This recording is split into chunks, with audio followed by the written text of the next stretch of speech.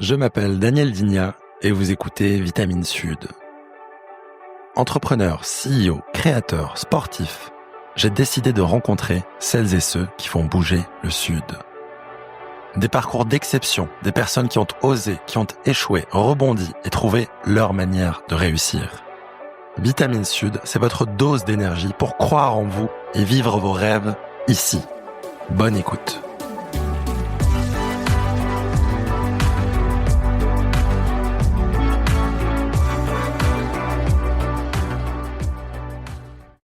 Bonjour et bienvenue dans ce nouvel épisode de Vitamine Sud qui s'annonce gourmand.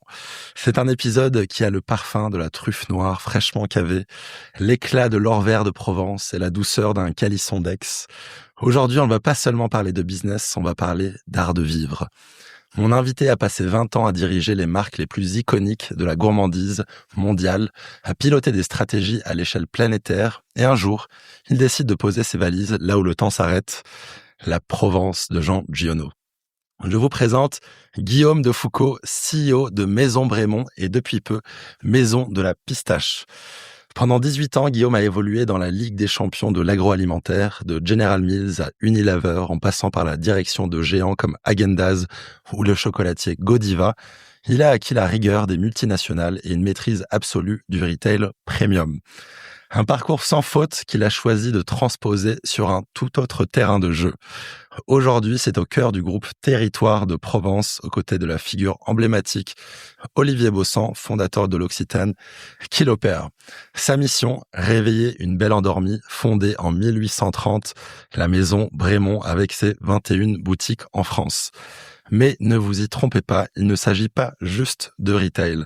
Guillaume bâtit des filières, notamment avec la Maison de la Pistache, où il relève le défi audacieux de faire renaître une culture oubliée pour transformer notre terroir en une expérience client d'exception. Dans cet épisode, nous allons décortiquer ensemble comment on passe de la culture corporate à la gestion d'un patrimoine vivant. Nous parlerons de la réalité économique de l'épicerie fine, comment on valorise une olive millésimée ou un balsamique vieilli, des stratégies pour réussir dans le retail physique aujourd'hui et de la vision nécessaire pour régénérer l'agriculture locale. Ce sera une conversation riche, savoureuse, qui mêle stratégie retail de haut vol et amour inconditionnel de la terre. Préparez vos papilles, on passe à table. Bienvenue Guillaume et merci d'avoir accepté mon invitation.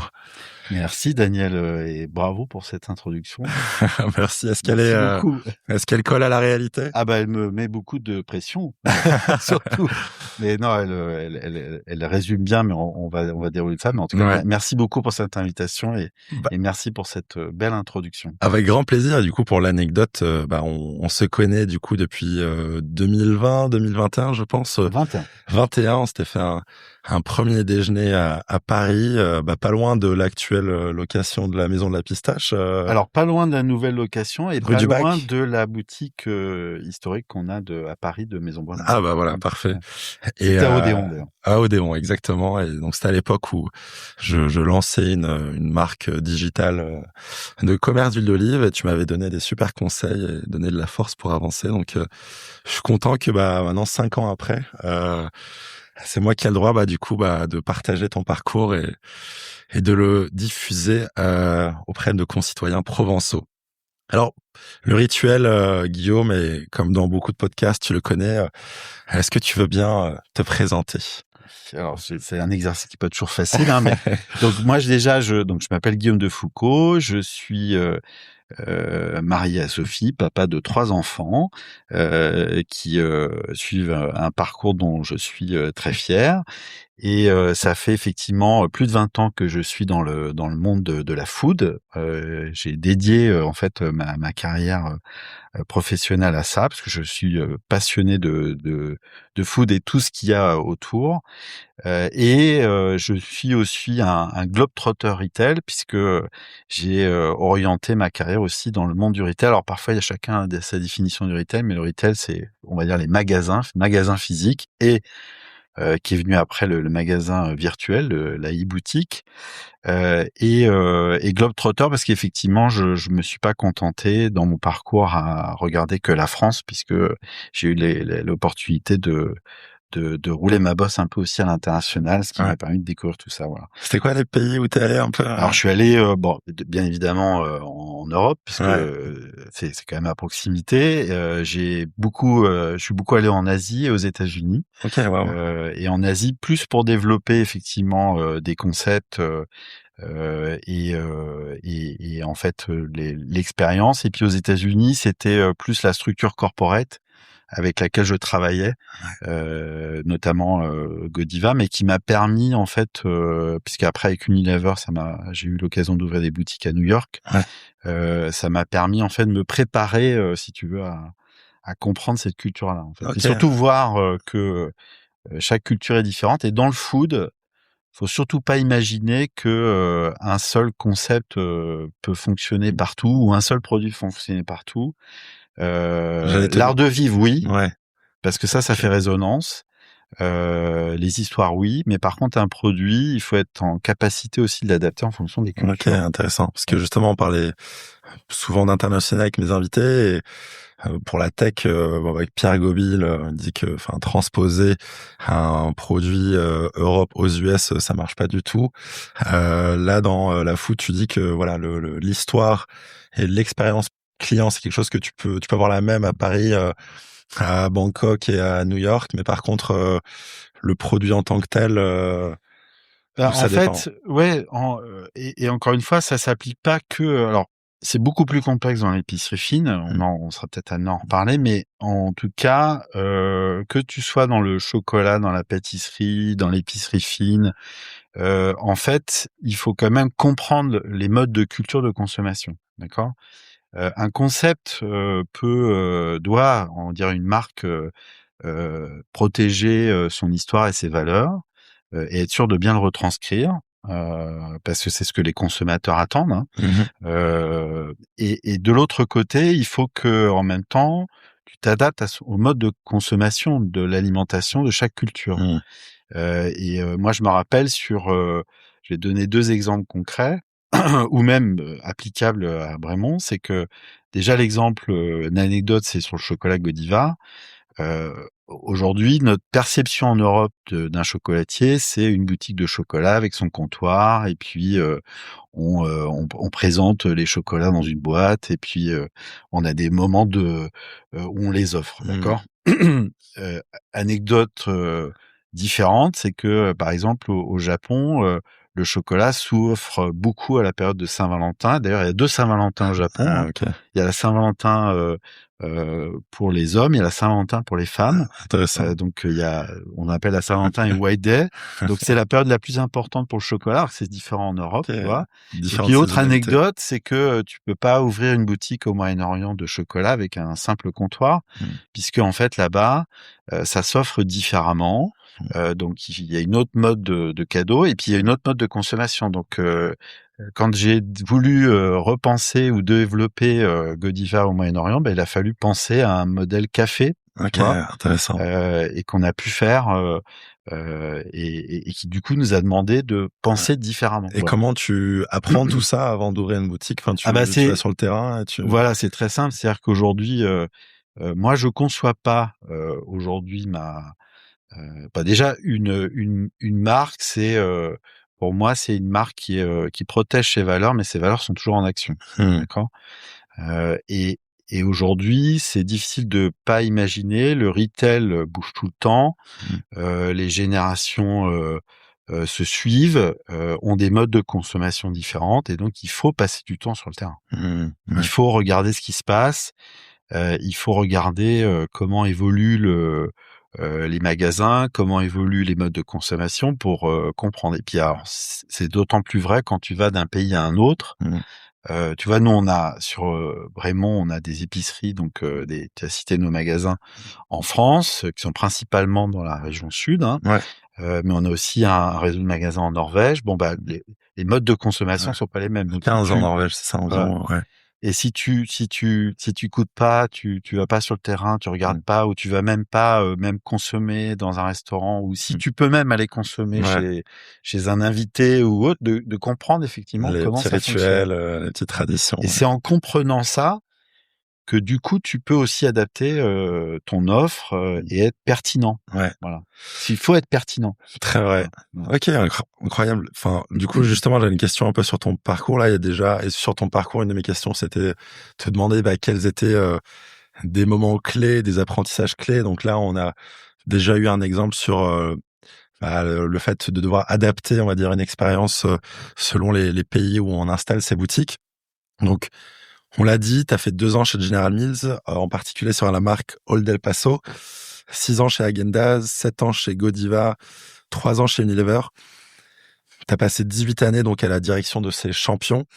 Quels étaient tes apprentissages clés, tes aha moments et aussi, pourquoi pas, tes challenges qui t'ont construit dans ton expertise Elle est hyper intéressante, cette question, quand tu la poses et que tu nous invites à y réfléchir, en fait. Parce que, premièrement, ce qui m'a intéressé, c'est de réaliser que tout ne s'est pas fait par hasard, en fait, dans mon parcours. Et ce qui est formidable dans les expériences, c'est que tu te construis, d'accord, professionnellement. Et effectivement, j'ai rencontré des challenges, mais j'ai aussi rencontré énormément d'apprentissage, en fait, dans ces expériences-là. Donc, on va pas tous les développer, mais juste, tu les as cités. C'est vrai que, si tu veux, pour moi, Old El Paso, c'était ma première. Moi, j'ai sortais. En plus, je me suis longtemps cherché. Je sortais d'un bac scientifique. J'ai fait expertise comptable, donc parce que. T'as étudié à Paris, c'est ça? Voilà, à Paris, et j'ai fait expertise comptable parce que je sortais d'un bac scientifique, donc si tu veux, chiffres égale finance, voilà, c'était mon approche. Et puis en fait, pour réaliser que c'était pas là où j'ai beaucoup apprécié, mais c'est pas ce que j'avais envie. C'était une approche un peu sécurité, mais pas forcément passionnante. Puis après, j'ai trouvé que le marketing était plus passionnant, donc j'ai fait un master en marketing et voilà, je me suis retrouvé chez Old El Paso et j'ai appris toutes les bases du métier. Grâce à une boîte qui était très structurée et qui était à l'époque me donnait les bases du marketing, c'est-à-dire de voir la partie consommateur, ce qu'on appelle le consumer insight. Donc j'ai fait des groupes qualitatifs où j'écoutais des consommateurs parce qu'en plus on lançait une marque dans une nouvelle catégorie qui était le Tex-Mex. Si tu veux, on est fin des années 90. C'est des kits pour ceux qui connaissent pas. Et donc on a été les premiers à lancer. Voilà, premiers à lancer. On a lancé. Moi, j'arrive et le pitch est de dire bienvenue dans l'équipe. On est deux marketing. Bon, on a des moyens, mais il faut lancer. On a l'idée de développer la catégorie Tex-Mex et lancer un kit. Ça représentait quelle taille quand t'es arrivé? En fait, je crois que Old El Paso faisait, je sais pas, on faisait 15 millions d'euros de chiffre d'affaires en GMS, c'est la grande distribution, et maintenant je pense que ça en fait plusieurs millions.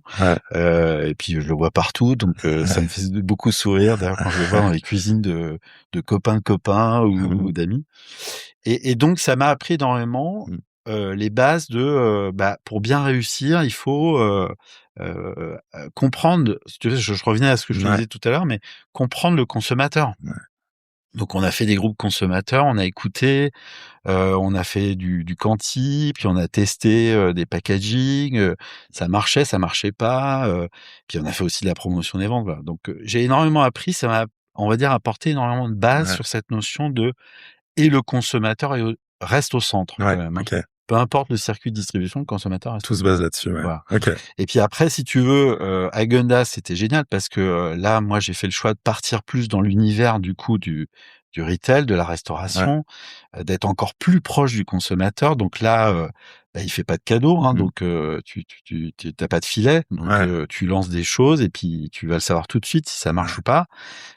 Et donc on avait ce contact avec le consommateur, des réseaux de boutiques très vivants. J'ai eu des expériences, des rencontres incroyables. On a développé une gamme de pâtisserie avec l'équipe de Pierre Hermé. Génial. J'ai rencontré Charles Zatig, je salue, l'associé de Pierre Hermé. Voilà, et qui aujourd'hui a un parcours aussi dans le food et dans le MEDEF et donc voilà, c'était des gens comme ça qui ont apporté beaucoup pour le jeune que j'étais. T'as peut-être croisé au Japon aussi, non? Ils étaient beaucoup. Alors, ils étaient beaucoup au Japon. Je l'ai pas croisé au Japon, mais effectivement, j'ai beaucoup appris de cette histoire. Et donc ça, voilà, Häagen-Dazs, ça m'a apporté cette cette compréhension du terrain, de marque premium, du souci du détail, et encore une fois de ce lien direct avec le consommateur, tu vois? Mmh. Et là, on était, moi, je m'occupais de la France et de la Belgique au marketing, puis après aux opérations. Ouais. Puis même déjà, tu vois, sur le Benelux, tu voyais des différences entre la manière de consommer par rapport à la France. Donc Ouais. déjà, je me dis: «Tiens, c'est vrai qu'il faut faire attention à Ouais. ça». Parce que OK. moi, j'étais arrivé avec mon approche marketing en disant: «Bah, voilà, c'est ça, puis c'est ça pour tout Ouais. le monde», puis Donc donc les clés, de la réussite pour ces marques, si on essaie de les synthétiser, c'est l'expérience client en magasin. Est-ce que pour la réussite, on va dire, économique de la marque, il y a aussi une question de budget marketing, de comment tu fais tes campagnes, pas vraiment de budget. En fait, Ouais, c'est bien sûr que, et non, je vais dire pas vraiment de budget parce OK. que en fait, je vais juste continuer le chemin Ouais, et ouais, essayer d'être ouais, plus rapide. Mais ouais, donc après, tu as Godiva qui me donne, encore l'élargissement de cette culture ouais, food avec différentes, justement, façons de consommer, mais toujours dans un modèle retail. Et ensuite, tu as l'expérience, chez Unilever où j'ai accompagné Unilever sur des problématiques de marque food pour le lancer dans l'univers, retail, et donc notamment la marque Maille, OK. où il y avait des enjeux de: est-ce qu'on peut aller plus loin que notre boutique que l'on a à Dijon et à Paris? Mmh. Heu et c'était intéressant parce qu'en fait, tu voyais effectivement qu'il y avait des moyens mis, mais c'est pas tant les moyens finalement qui ont permis les meilleurs résultats, C'est intéressant. c'est surtout la bonne compréhension du produit qui va résonner pour le consommateur, et sa culture, et deuxièmement, que ce que le produit que tu proposes a du sens. Mmh. Et ça a été un marqueur pour moi. OK. Ce que tu dois proposer doit avoir du sens. Mmh. Heu, je reviens un petit peu en arrière, mais tu vois, Old El Paso, d'une certaine manière, même si c'est, on va dire une marque, de grande distribution, et il y a pas de pas bien ou bien, hein. C'est une très belle marque. Encore une fois, ça a marché parce qu'on a répondu à un moment donné à un sens pour les consommateurs de voyager parce que, peut-être que j'ai plus le souvenir, mais fin des années 90, on avait peut-être besoin de ça, Mmh. de facilité de cuisiner à la maison. En fait, on a presque été, les précurseurs d'HelloFresh, quoi, Ouais, tu vois? ouais, ouais, c'est vrai. Et donc d'avoir des plus de facilité à cuisiner parce qu'on Ouais. n'a pas le temps. On était dans la démocratisation encore plus du travail à Mmh. l'époque, homme-femme d'ailleurs, ce qui est super.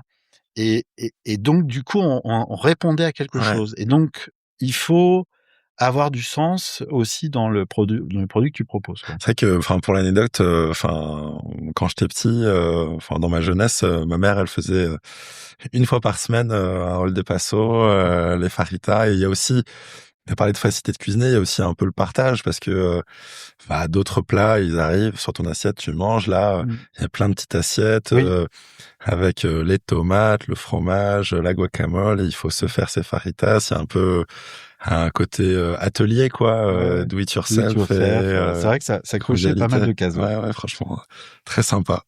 Génial. Et sur Maï, ça m'intéressait, ce que tu disais, que c'est pas forcément C'est pas forcément le budget, le ouais. budget, mais le sens, Le sens, parce que c'est vrai qu'aujourd'hui, et appliqué au voilà, produit, moi ça m'a fait beaucoup de bien, et en fait, encore une fois, tu vois, dans mon parcours, je pense que chaque, chose que j'ai vécue, a fait que, bah, après on va certainement y venir, mais ma rencontre avec Olivier Bossan, et pourquoi aujourd'hui j'ai cette joie d'être, ah bah, voilà, c'est cette marque est sur le territoire. Mais Maïs, c'était intéressant parce qu'en fait, ça m'a, montré qu'il y avait, la possibilité de faire plein de choses. C'est mmh vrai que bah, voilà, le Unilever, c'était un groupe solide, et qui avait, les moyens de ses ambitions.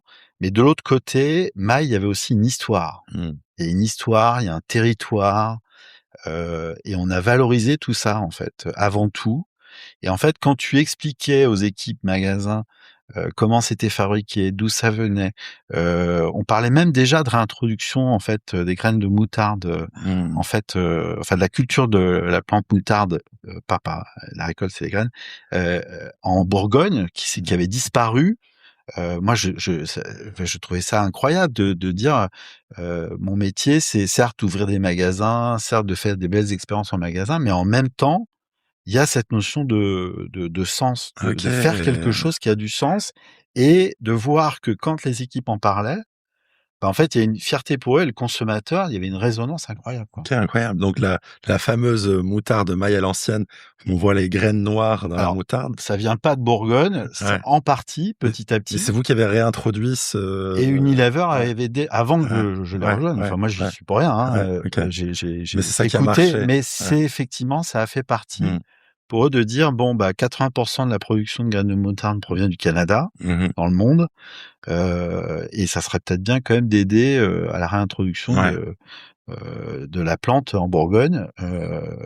Et il y a d'autres marques qui d'ailleurs le faisaient, hein, ouais, sans les citer.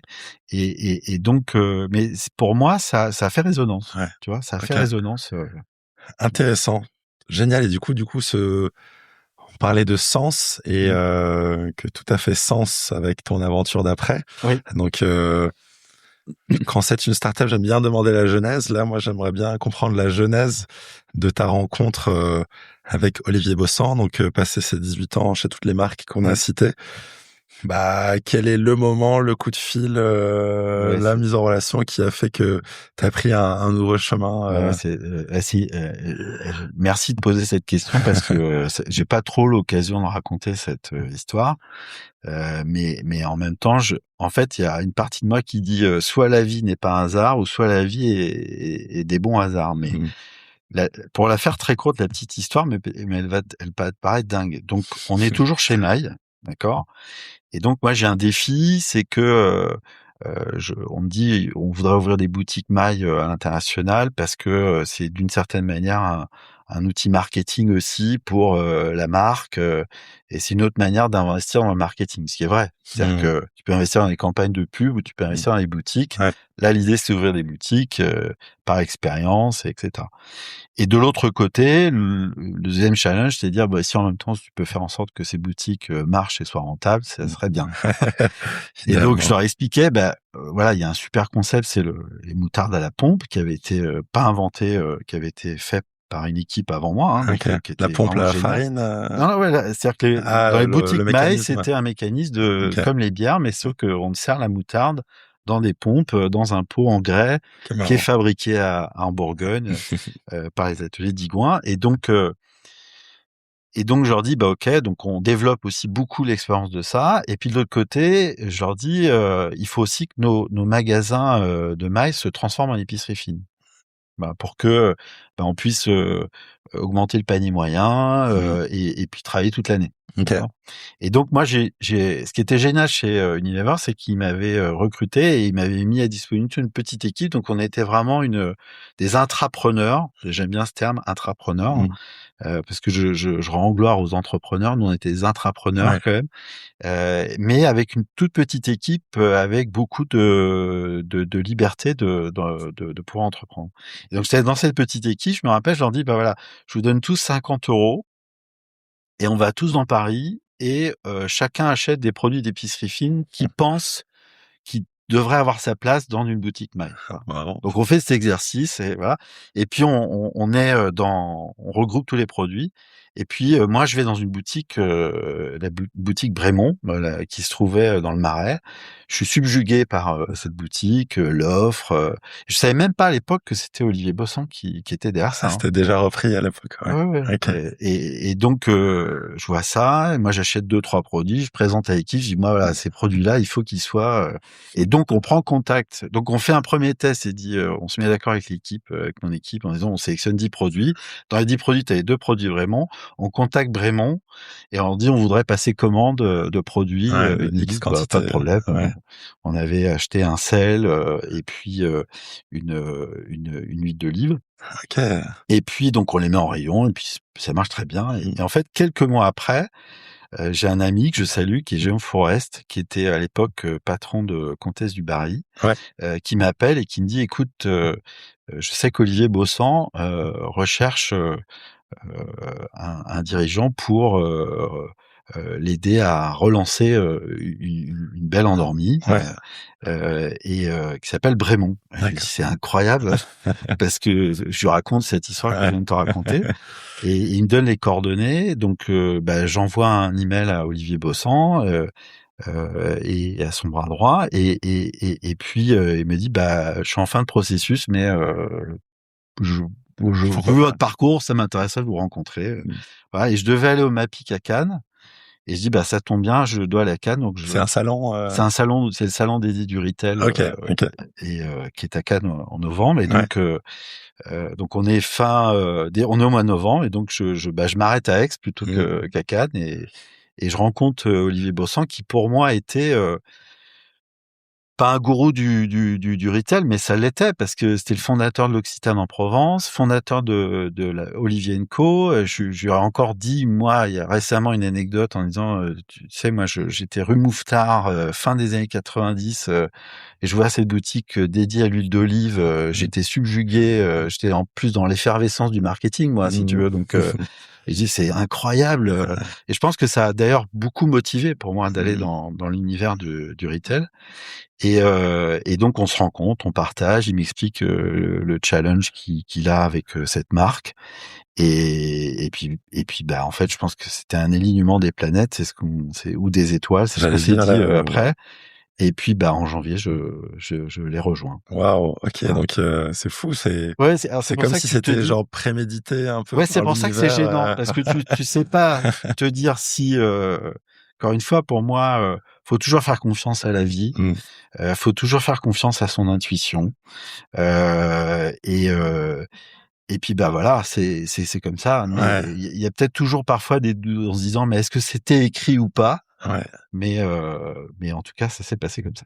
T'as provoqué les possibles en essayant de changer un peu une expérience, chez Ouais, chez Maï qui t'a amené, bah, là où ton cœur battait, où ta passion ouais. battait. Et tu vois, quand je te racontais le Mmh. parcours, Ouais. quand on se construit, donc c'est ce que tous tes invités partageront, et tes auditeurs, Mmh. peut-être qu'ils soient plus jeunes ou autres, même moi qui t'écoute, Mmh. ça permet à un moment donné de se reposer aussi les bonnes questions. Mais quand on se construit, effectivement, on a un chemin, en fait, qu'on suit. Et c'est vrai que même que ça soit Olivier Bossan ou son bras droit à l'époque, pouvait se poser la question en disant: Ouais. «Mais bon, il a un beau CV, mais il vient de que 2 grosses boîtes. Nous, on est une PME». Et je pense même l'équipe, que quand je suis arrivé, ils ont dû se dire: «Il Mmh. va pas faire 6 mois».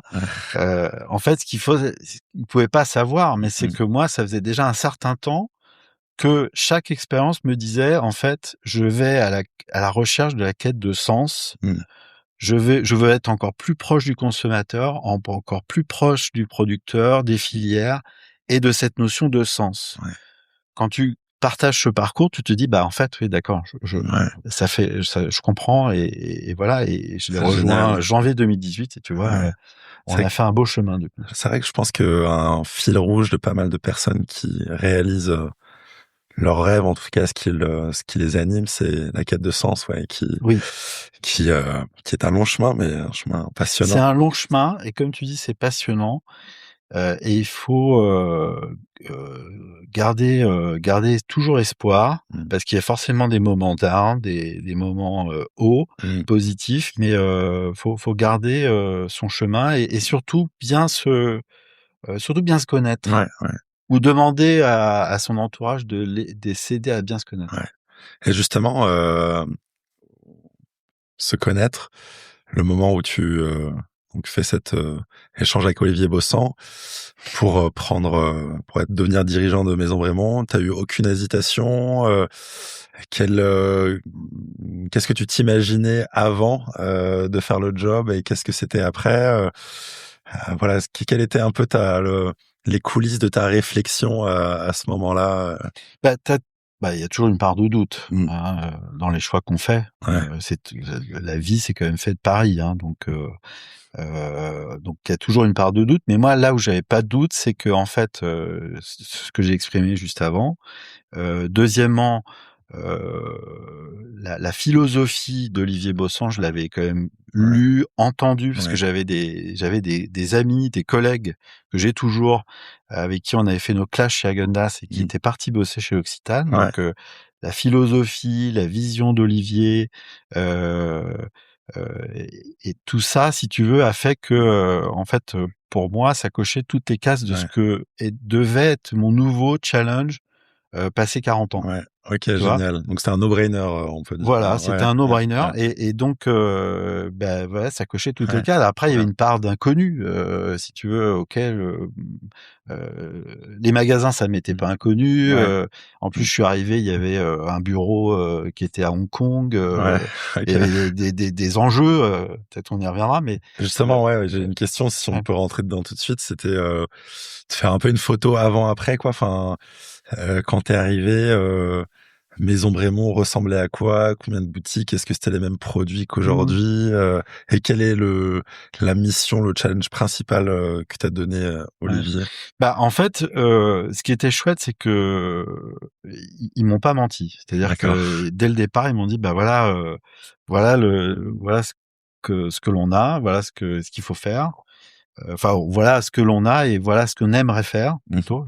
Ouais. Et donc c'est vrai que, Olivier, en fait, avait, déjà, en fait, un réseau de magasins, qui avait donc été transformé par une marque, une Belle Endormie qu'il avait donc récupérée, fin 2015, Ouais. donc la Maison Bremond, qui était donc très connue puisque Ouais. 1830 et Ouais. plus ancienne confiserie aixoise, hein, Ouais. donc C'est vrai. et avec en fait quand même une histoire autour de l'épicerie fine, toute la partie avec les oliviers, des voilà des bureaux, un bureau à Hong Kong, éventuellement un partenaire au Japon et puis un réseau de magasins en Norvège, Mmh. qui venait juste d'être acheté et puis un entrepôt, qui avait été, établi, 2 ans auparavant. Ouais. Voilà, Waouh, OK. donc et on aimerait, construire réveiller une belle marque, construire un réseau de magasins, et être connu en France et à l'international. Et Voilà, c'est pourquoi un peu le pitch, quoi. OK, et pourquoi est-ce qu'elle était pas réveillée? Parce que Bah, en le fait, elle était pas réveillée parce que, en fait, on dit une belle endormie, mais parce qu'elle était pas vraiment endormie parce qu'elle a toujours fait partie de l'histoire d'Aix-en-Provence, hein, si tu demandes à des Aixois, de plusieurs générations, ils ont toujours entendu parler des caissons Bremond, mmh. et puis chacun a ses préférences, hein. Ouais, il y a même une Beaucoup procession, non? Une fois par an, Ouais, il y a une une procession marche des d'ailleurs, calissons. j'invite tout le monde, hein, tous les moi je suis compagnon des Callissons, j'en suis très fier, et tous les, dimanches, le premier dimanche de chaque septembre, en fait, on a la bénédiction des Callissons, qui remonte à une histoire, qui date du Moyen Âge, qui a été construit à travers cette imagerie-là et en fait, on célèbre le Calisson et on célèbre tous les Calissonniers et Génial. on célèbre cette tradition et c'est un moment, très beau parce que il est spirituel, il est, philosophique, il est, réel, Mmh. joyeux et plein d'énergie, plein de vitamines. Ah. Donc voilà Non, mais et en fait, donc elle était toujours là. mmh, Il y a une confiserie, qui est rue d'Italie, mmh. et en Paris? même temps Ah non, à Aix, non, à Aix, pardon, oui, pardon, ouais. et en fait, bah, en f c'était plus de dire, comment on aide à, refaire parler de cette histoire, de cette maison et en même temps la développer et en même temps aussi innover, Mmh. tu vois? Parce que OK. l'innovation elle est toujours, pas très loin, tu Ouais. vois? Donc voilà, donc ça c'est, et en fait, bah, il a fallu, en fait toujours, quand tu arrives dans une situation comme ça, moi je m'étais vachement préparé parce Mmh. que, en fait, ça faisait longtemps que je faisais un peu de l'intrapreneur, dans des structures avec quand même des moyens, donc la capacité de tester des choses. Mmh mh. De l'autre côté, ça faisait un certain temps que je cherchais à reprendre une PME, et dans cette dimension PME traditionnelle, alimentaire, made in France et cetera et donc on va dire un peu comme un sportif, Ouais, j'étais déjà un peu préparé. ouais, Mais il faut, poser un diagnostic et ouais, surtout bien écrire par quoi je vais commencer, tu vois? ouais. C'est OK. quoi mes priorités? Et dans ce diagnostic-là, forcément, il y a des choix qui sont pas faciles Mmh. parfois à faire. Je pense notamment parce qu'on me dit: «Ah bon, mais pourquoi vous l'avez fait?» On a fait un choix, par exemple, parce que c'est pas aux startups que je vais Mmh. dire ça ou à même des PME. Mmh. Le cash, ça reste quand même, le cœur de la machine pour pouvoir avancer, peu importe la taille que l'on ait. Et donc on a fait le choix. Moi, j'ai un des leviers dans ce diagnostic, c'est de dire on va fermer on s'est mis d'accord, là, on va fermer les magasins qu'on a à Paris, on va vendre les fonds de commerce, on va se recentrer nos magasins en Provence, dans le sud, pour reconstruire en fait notre sens, notre héritage. On va regarder à Odéon que tu connais, t'es pas très loin, et parce que ça reste la capitale, ça reste un étendard. Mais comme ça on va réinjecter du cash. Avec ce cash-là, on va pouvoir c'est intéressant. refaire autre chose en fait, repenser, parce qu'il y avait d'autres priorités. Il y avait des priorités sur la logistique, des priorités sur la qualité. Voilà, on avait besoin de regagner du souffle. Et ça, c'était quand tu fais cette proposition de fermer les boutiques à Paris. T'as dû te battre un peu pour appliquer la décision, ou c'était... non, parce qu'à la limite, moi qui suis allé tout à l'heure, j'aurais dû m'accrocher à l'idée de garder des magasins. Donc c'est ça aussi qui est intéressant, c'est que moi, ce que j'aime beaucoup dans un groupe comme le Territoire de Provence, c'est que on a Olivier qui nous challenge, qui a une vision des marques, une vision des produits, qui a une vision de sens. Et puis de l'autre côté, on a aussi, on est 3 directeurs, on a la capacité de se challenger, et son bras droit avait une vision aussi financière de la chose, et qui est très bien, parce que en même temps ça fait une alchimie, parce que moi j'aurais pu m'accrocher en disant oui mais bon c'est un réseau de magasins, tu vois, je veux vendre ça, et en fait on a trouvé un point de convergence en se disant mais c'est la bonne chose à faire maintenant. En fait, génial. Tu vois, c'est la bonne chose à faire maintenant. Bonne complémentarité. Voilà, et d'ailleurs, je me souviens d'avoir signé une dernière vente. La dernière vente de Paris, je l'ai signée quand même en février 2020. Ah ouais. J'ai remercié... juste avant le... Voilà, j'ai remercié, parce que je pense que ça aurait pas été le même prix quelques mois après. Toi, t'es pas mal dans l'alignement des planètes. Ouais, pas toujours, je te rassure. D'accord, ok. En plus, j'imagine que par rapport à tes fonctions d'avant, là, t'as des fonctions beaucoup plus larges, gestion du PNL, HR. Je l'avais déjà, si tu veux. Moi, j'étais, on va dire, patron de PNL pour Godiva, patron de PNL pour Unilever, patron de PNL plus de pour PNL, Agenas, plus important. Donc j'avais déjà ça. Mais là, effectivement, c'est en fait, c'est aussi ce que je recherchais, c'est d'être confronté encore plus à la réalité du terrain, parce que parfois, quand on est dans des grosses boîtes, tu peux être patron de PNL, mais tu vois pas forcément jusqu'au décimal près de ce qui se passe dans chaque fonction. Là, quand tu es patron d'une PME, tu dois vivre le quotidien auprès de tes équipes tous les jours. Et en fait, c'est d'être vraiment très très proche de ça, qui du coup te permet de pouvoir pas forcément élargir, mais du coup prendre encore plus intensément les difficultés et les réussites. Voilà. Il faut être solide, parce qu'en même temps, tu vois, je te disais, dans les discussions qu'on a pu avoir, des expériences comme ça liées au sport m'ont toujours résonné, mais quand t'es patron de PME, moi je suis arrivé en disant voilà, je vais essayer davantage de responsabiliser et de rendre autonome mes équipes. Alors que quand je suis arrivé, effectivement, ils étaient plus en disant on attend un chef. Tu vois. Et donc il faut avoir cet équilibre de dire à un moment donné à quel moment je dois être le chef, c'est-à-dire je décide, suivez, c'est ce cap et suivez-moi, faites-moi confiance. Et puis de l'autre côté, où tu dois leur donner aussi un sens à ce qu'ils font au quotidien. La responsabilisation, l'autonomie, pour qu'ils se disent, en fait, je peux me révéler aussi moi-même. Je me rappelle encore il y a 2 ans maintenant, 2 ans révolus, où j'ai changé les fonctions d'une partie de mes équipes retail, et ça m'a fait plaisir d'entendre quelques mois après ces coordinateurs dire waouh, c'est top, parce que ça redonne du sens à mon travail. C'est génial. Tu vois? Vous êtes combien aujourd'hui? Aujourd'hui, on a un peu moins de 50 salariés en France, et puis on a à peu près l'équivalent en Norvège. Après, on a des saisonniers, parce que forcément, on a des magasins retail. Qui dit magasin dit aussi saison, donc on a aussi des saisonniers. Super intéressant ce que tu as dit sur le fait de redonner une quête de sens et de responsabilisation en lien aussi avec le sport. J'ai beaucoup d'invités qui essayent de construire un peu leur quotidien, en tout cas de se comporter comme un athlète de haut niveau dans le sport, sur l'alimentation, le sommeil, les phases de sprint, de repos pour performer dans le temps long et pas juste dans le temps court. Toi, c'est quelque chose qui te parle aussi Ah oui, oui, complètement. Alors encore une fois, toujours plus facile à dire qu'à faire, Ouais, hein, c'est d'accord? sûr.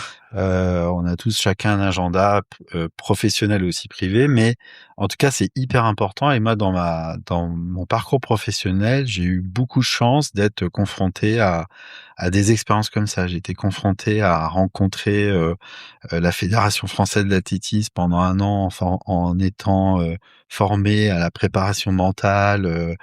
Et ça, je l'ai découvert avec. J'ai eu cette chance avec General Mills qui avait Ouais. fait toute cette notion de préparation mentale. J'ai eu la chance chez Godiva de rencontrer l'entraîneur du club de foot de Chelsea, Ah ouais. qui nous expliquait justement quand cette notion de capitaine, à Ouais. quel moment il doit être en avant, quel moment il doit être en arrière. C'était, enfin, pour moi, ça a été incroyable. D'ailleurs, je l'avais appliqué quand je suis arrivé chez pour voir si ça marchait. D'ailleurs, ça a très bien marché. Et j'ai appliqué avec mon équipe de managers chez Bremont, et c'était assez flagrant Sur de le voir. Capitana? Ouais, sur le Ouais. capitanat, c'est en fait de dire enfin, je te donne cette anecdote, mais honnêtement, je la donne parce que je l'invite tout le monde à l'appliquer une fois et peu importe la taille de sa boîte. En fait, Mmh. l'exercice, c'est tu te mets au milieu de la pièce et tu dis à ton équipe de managers, positionnez-vous aujourd'hui, là vous estimez être où doit être votre position par rapport à moi. D'accord. Moi, je suis le dirigeant. Positionnez-vous. D'accord. Faites où vous voulez. OK. D'accord. Faites ce que vous voulez où vous voulez. Et en fait, c'est très drôle parce que tu laisses chacun se positionner. Et là, tu prends une photo. D'accord. Tu gardes la photo. Et puis après, tu expliques à l'équipe que voilà, il y a dans une entreprise, il y a les temps en fait, on va dire le temps où la mer est calme et en fait on avance bien, les objectifs sont atteints, l'économie va bien, tu Ouais. vois. Et là en fait cette période-là, en fait le chef il est un peu en retrait et justement il a cette possibilité de Mmh. donner cette autonomie et faire en sorte que l'équipe OK. avance sur leur mission, leur métier, leur expertise. Et les managers ont osé se positionner ou il y avait un peu Ah bah non, c'était lunaire en fait, parce que il y en avait qui me tenait la jambe, un qui me regardait, l'autre qui était derrière. ah oui, Et donc en d'accord. fait là, quand c'est C'est période calme, illustratif. Ouais. ouais, le manager est plutôt derrière. En Ouais. fait, c'est une forme en un peu de V. En Ouais. fait, le capitaine de l'équipe de foot est Mmh. derrière Mmh. et entraîne son équipe à aller vers l'avant, Ouais. à croire en soi, et cetera. Mmh. Et puis en période de tempête, Ouais.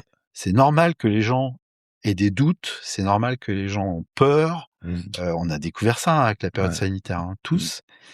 Et là, le capitaine, il va en avant, Mmh mh. tu vois? Et donc là, ça change la position, en fait. Ouais. Et OK. donc c'est intéressant d'expliquer ça à une équipe, même d'une PME, parce qu'en Mmh. fait, finalement, une PME, on n'est pas très nombreux, Mmh mh. et du coup, en fait, il faut, on n'a pas de backup, hein. Ouais, ouais. Tu vois? C'est Il faut compter l'un sur l'autre et puis, si à un moment donné, il y a une personne de l'équipe qui est défaillante, ouais. il faut compenser ou aider. Ouais, c'est clair. Et donc c'est intéressant d'expliquer cette Ouais. notion-là. Parce que finalement sur un terrain de foot, ils sont pas non ils ont des backups mais Ouais, c'est vrai. Carrément. voilà. OK, génial. Avec cette équipe, du coup, vous avez réalisé de très belles choses depuis 2018, du coup. Là, j'ai envie de parler un peu de chiffres. Aujourd'hui, on a dit que tu as une vingtaine de boutiques en France, une quinzaine en Norvège. Vous êtes environ 50 salariés. Euh, le chiffre d'affaires, je te laisserai dire si tu peux le dire ou pas.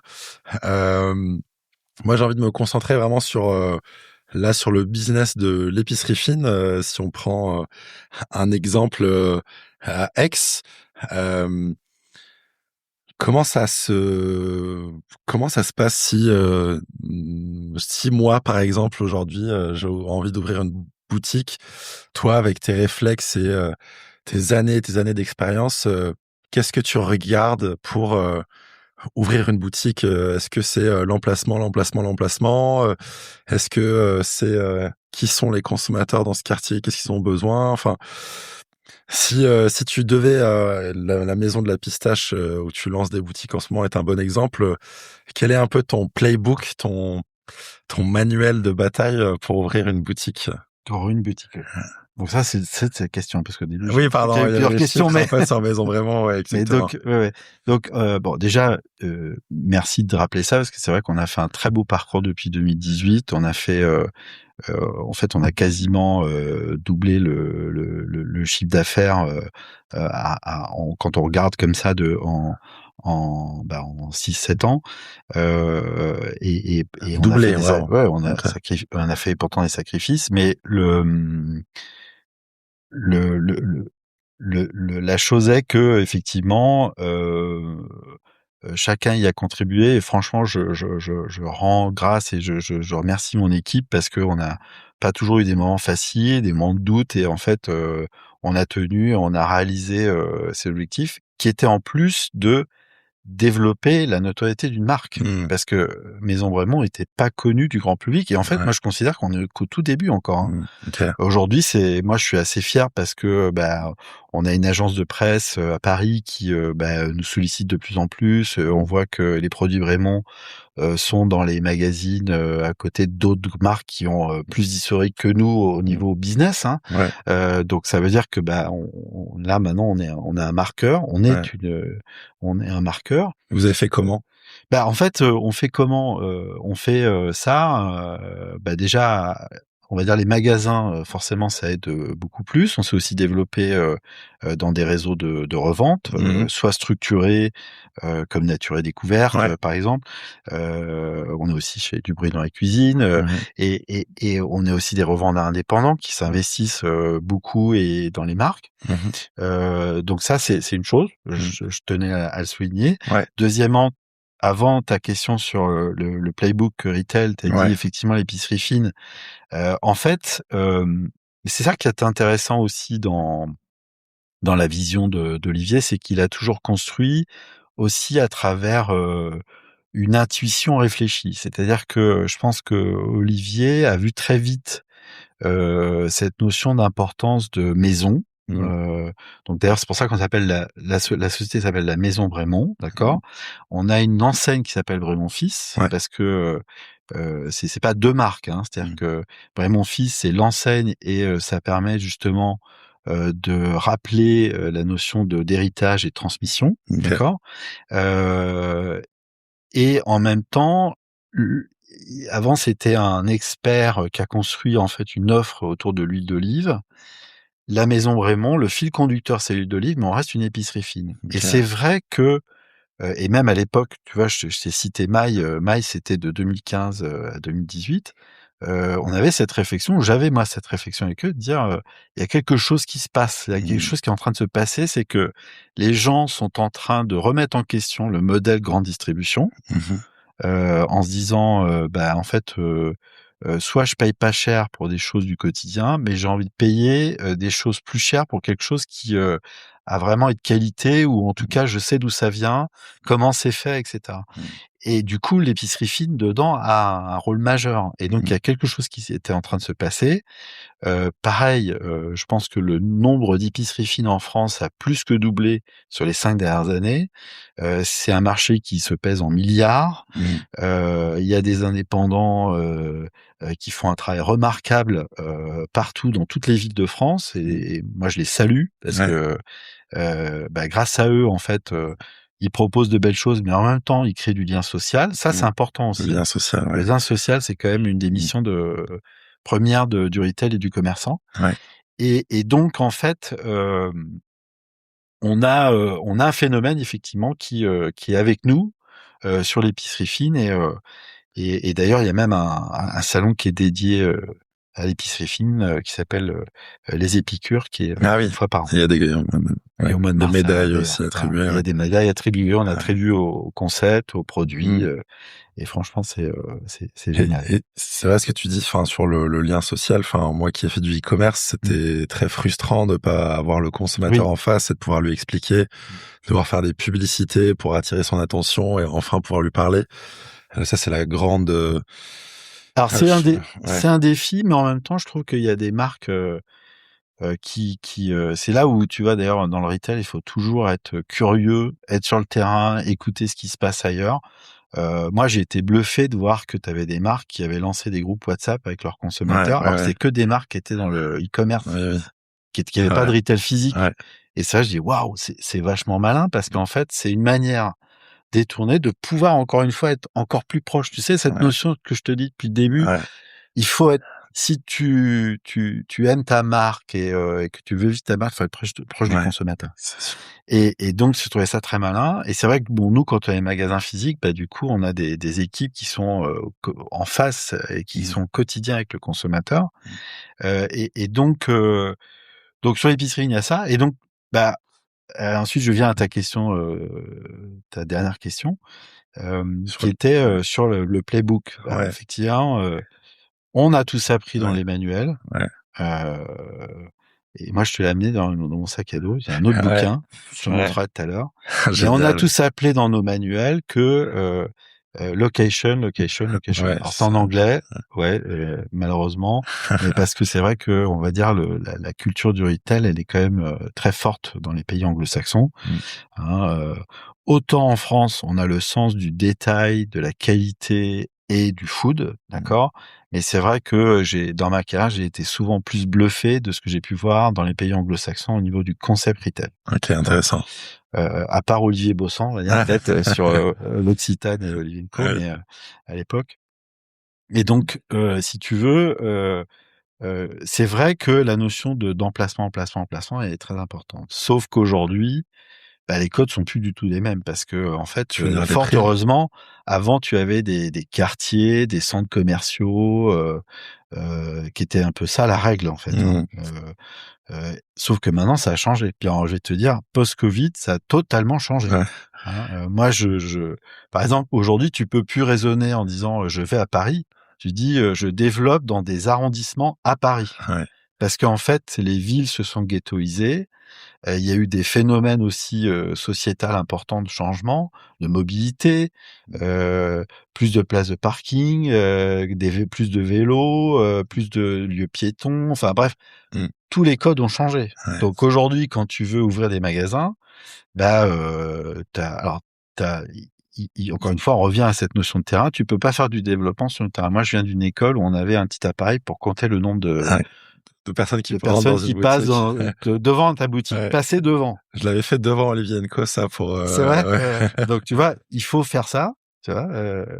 Mais en fait, aujourd'hui, maintenant, heureusement, tu as les outils digitaux pour t'aider à le Mm. faire. Donc Mm. on utilise, une application qui nous aide à mesurer le trafic Le piéton flux. Ouais. à 16 mètres de circonférence d'une adresse. Ah, waouh, ok. Ouais, grâce à la localisation de téléphone portable. Ah, c'est génial. Google Maps, quoi. Bah, c'est-à-dire que dans nos téléphones, si tu veux, tu Ah, as au moins une appli où tu as autorisé la localisation. oui, Donc en fait, c'est ces données qui sont utilisées. ok. Je sais pas que c'est toi, Mm. mais par contre, je C'est sais qu'il y agrégé. a il y a un portable qui a borné. Mm. Donc je suis capable de mesurer au jour, à la semaine, à l'année, une adresse à 16 mètres de circonférence. Donc, tu as des Ok. outils qui t'aident maintenant Et avec du profilage en plus? et avec du profilage aussi, parce que tu peux effectivement avoir des bon après je t'avouerai que tu as pas de grandes, informations sur le profilage, Ouais, c'est toujours un ok. peu la même chose. Même Ouais, peut-être le pouvoir d'achat si ouais, éventuellement c'est intéressant. ok. Mais bon, en même temps, si tu vas dans tel ou tel quartier, tu sens si, effectivement c'est un quartier Ouais, qui est peut-être, plus populaire ou, ouais. plus premium, voilà. Et dans le cas d'Aix-en-Provence, enfin, où le centre-ville est quand même assez, bah, Ouais, alors après petit, est-ce que là, il y a des grandes différences ouais, entre tout des à fait. rues? C'est-à-dire que donc il y a cette notion de ghettoisation, donc Ouais. il faut être sur le terrain et comprendre, Mm. utiliser des outils qui sont mis à ta disposition et un emplacement, alors sauf si tu as effectivement, de bonnes intuitions et un historique, mais même moi qui ai fait, plus de 20 ans de retail, tu vois, je repasse souvent une deuxième fois, une troisième fois sur un emplacement. Ouais. Okay. Je ressens des choses. Ouais. Faut que je passe un samedi, faut que je passe un jour de semaine. Ouais.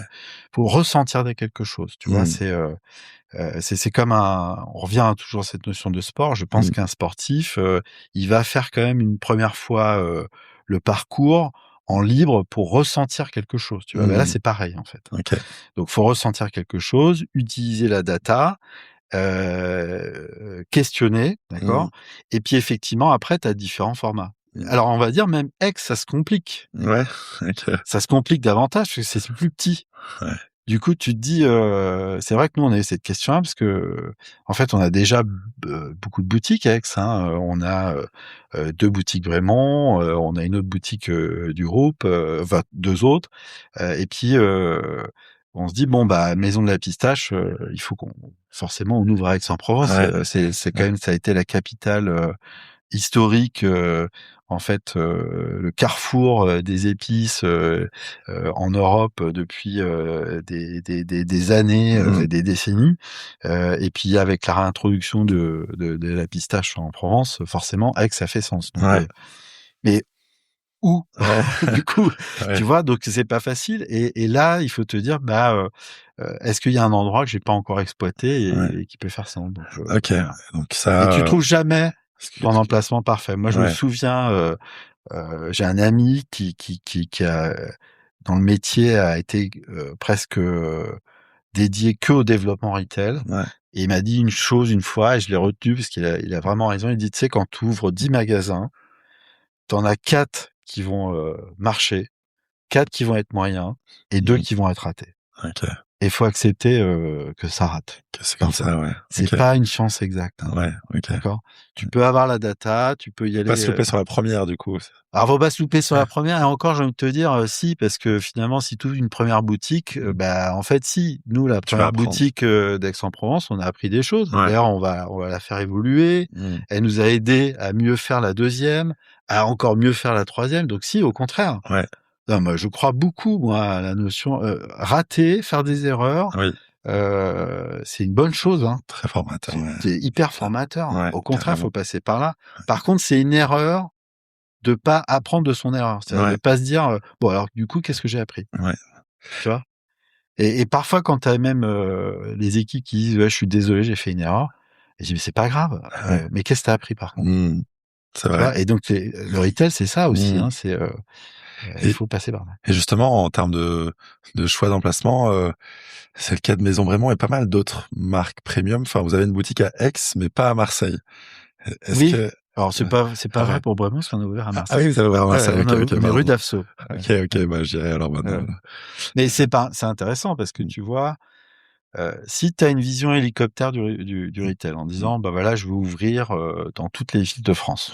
Tu vois, forcément, tu vas cibler les grandes villes, puis après les villes moyennes, etc. Puis tu vois, mon concept, il est génial, et je l'ouvre partout. Bon. Tu vois, même un réseau comme la Provence, c'est une erreur de raisonner comme ça, parce que ouvrir à Marseille, c'est pas la même chose que ouvrir à Aix, ou que d'avoir une boutique à Roussillon, le Colorado des ocres, c'est différent. Le consommateur va être différent. C'est clair. Les questions vont être différentes. Le mix produit va être différent. Donc le mix produit de Marseille est pas le même que Aix, c'est pas le même que Roussillon. Intéressant. Donc du coup, si tu te dis, je comprends pas, moi j'ai qu'un seul modèle, il faut que ça fonctionne et partout le même, déjà c'est sûr que c'est voué à l'échec en fait. Okay. Il y a des lieux où forcément et même auprès de nos revendeurs, tu vois. Nos revendeurs, il y a des produits qui marchent et d'autres moins. Et puis d'ailleurs dans le sucré salé, on peut l'évoquer aussi, mais on en parlera, mais le sucré est moins complexe et plus impulsif que le salé. Le salé, ça nécessite quand même, sauf si c'est l'apéro, c'est facile, mais le salé, ça nécessite quand même de comprendre qu'est-ce que tu vas faire avec. Tu vois. Donc il y a un accompagnement derrière, il y a une culture. Donc en fait, on a ouvert à Marseille et c'est intéressant parce que Marseille, c'est c'est une ville qui vit à travers des consommateurs qui vivent dans leur ville, qui consomment dans leur ville, et donc qui attendent justement de l'expertise. Voilà, donc ça Ouais. rassure effectivement cette clientèle-là de savoir qu'on est une épicerie fine à ancrage territorial. Ouais, ok, Tu vois. génial. Alors que à Roussillon, je vais certainement. Alors tu vois, je reviens. On est quasiment ouvert toute l'année parce qu'on crée du lien social dans ce village. Mhm. Donc, tu as des gens qui sont contents qu'on soit là. Ouais. Donc, on a ouvert un bar à infusion l'hiver, comme Ah, ça, génial. les gens peuvent se retrouver. Ouais. Mais le reste de l'été, on a face à des touristes. Donc, Ouais. ces touristes-là, ils viennent de partout en Europe, de partout dans le monde. Et du coup, eux, ce qu'ils vont rechercher, c'est l'art de vivre. Ouais. Ils veulent cette sens. Et donc, nous, on doit leur montrer que c'est l'art de vivre. En Provence et les produits qu'ils vont acheter sont de là, quoi. Donc, justement, en termes de clientèle, vous avez une majorité, on va dire, de touristes comme clients. En gros, vos boutiques, elles sont à Aix, c'est-à-dire Roussillon. Je crois que j'ai vu Toulon, hier, Saint-Paul-de-Vence, pour ne citer que Nice. Est-ce que c'est une majorité de locaux, de gens qui habitent, comme tu parlais à Marseille, ou de touristes, ou est-ce que c'est moitié-moitié, c'est équilibré? Alors, je vais te dire qu'aujourd'hui, dans notre périmètre, même je vais inclure Paris, au niveau périmètre français, c'est en fait, on va dire une grande majorité touristique. Ouais.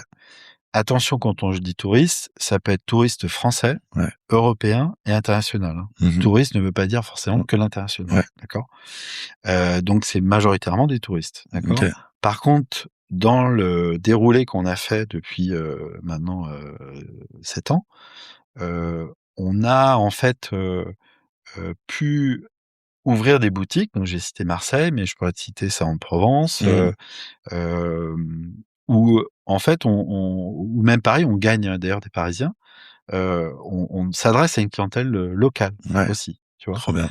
Qui du coup, ça revient à ce que je te disais, c'est que on a quand même une clientèle aujourd'hui en France. Quand tu vois l'émergence de plus d'ouverture d'épiceries fines indépendantes, que tu vois qu'il y a des enseignes qui étaient dans la décoration, qui commencent à ouvrir des corners alimentaires. Nous, on a fait longtemps maison et objet. On a eu beaucoup de réponses positives pour rentrer dans ces lieux-là. Ça montre qu'aujourd'hui, le consommateur veut aussi acheter des produits d'exception, d'épicerie fine. Alors en plus, quand c'est des produits qui font sens, qui sont en ancrage territorial, on est capable de dire on travaille des farines, tu vois, de proximité, on fabrique de telle manière, on valorise des filières. Je t'ai ramené tu vois, un petit lingot de calisson. Génial. On est fiers dans le groupe de sortir les premiers calissons 100% amandes de Provence. Génial, c'est vrai. C'est C'est vrai que donc tu il y a disais 10 ans, c'était une filière qui était en devenir, qui était massifiée par d'autres filières européennes, notamment espagnoles. Je la décris pas en disant ça, hein. Mais voilà, et 10 ans après, t'as une entreprise qui fabrique des calissons 100% amandes de Provence. C'est justement, j'allais le dire, quand je travaillais sur l'huile d'olive, qui était un peu on va dire le produit phare de Maison Brémond, que j'allais voir les producteurs, ils me parlaient souvent de Première Pression Provence, qui était une marque de Maison Brémond. En fait, c'était la marque qui a été la jeunesse des magasins Maison Brémond. Voilà, exactement. Et c'était, vous étiez, les plus rigoureux en termes de cahier des charges. Moi, je découvrais, on va dire, le monde de l'huile d'olive, le pressage, on va dire, à quelle température on va faire du malaxage, qu'est-ce qui peut améliorer la qualité d'une huile ou la détériorer. Et ceux qui avaient le cahier des charges les plus, on va dire, les plus engageants pour les producteurs, c'était Maison Brémont. Donc, et j'imagine que cette exigence de qualité, vous l'avez sur tous les produits. Et donc là, c'est peut-être l'occasion de citer les produits que tu as là. Je l'ai cité, mais c'est applicable aussi sur l'huile d'olive. En fait, si tu veux, c'est ce qui aujourd'hui est Olivier Bossan, et c'est ce que la Provence doit beaucoup à Olivier Bossan. D'accord? C'est-à-dire que dans sa vision qu'il a eue des marques qu'il a construit, il y a toujours eu cette notion de filière et de territoire à protéger et de savoir-faire à protéger. Ouais. D'accord? Et tu vas le voir, si on parle de la maison de l'Avissage, c'est pareil, mais en tout cas, quand il reprend l'entreprise Leroy René, il se dit forcément l'amande est utilisée dans le calisson, et en fait la filière, c'est en 2015, tu vois, elle est en devenir, mais comment on peut faire pour accélérer encore plus pour que demain on puisse imaginer avoir des calissons avec 100% amande de Provence.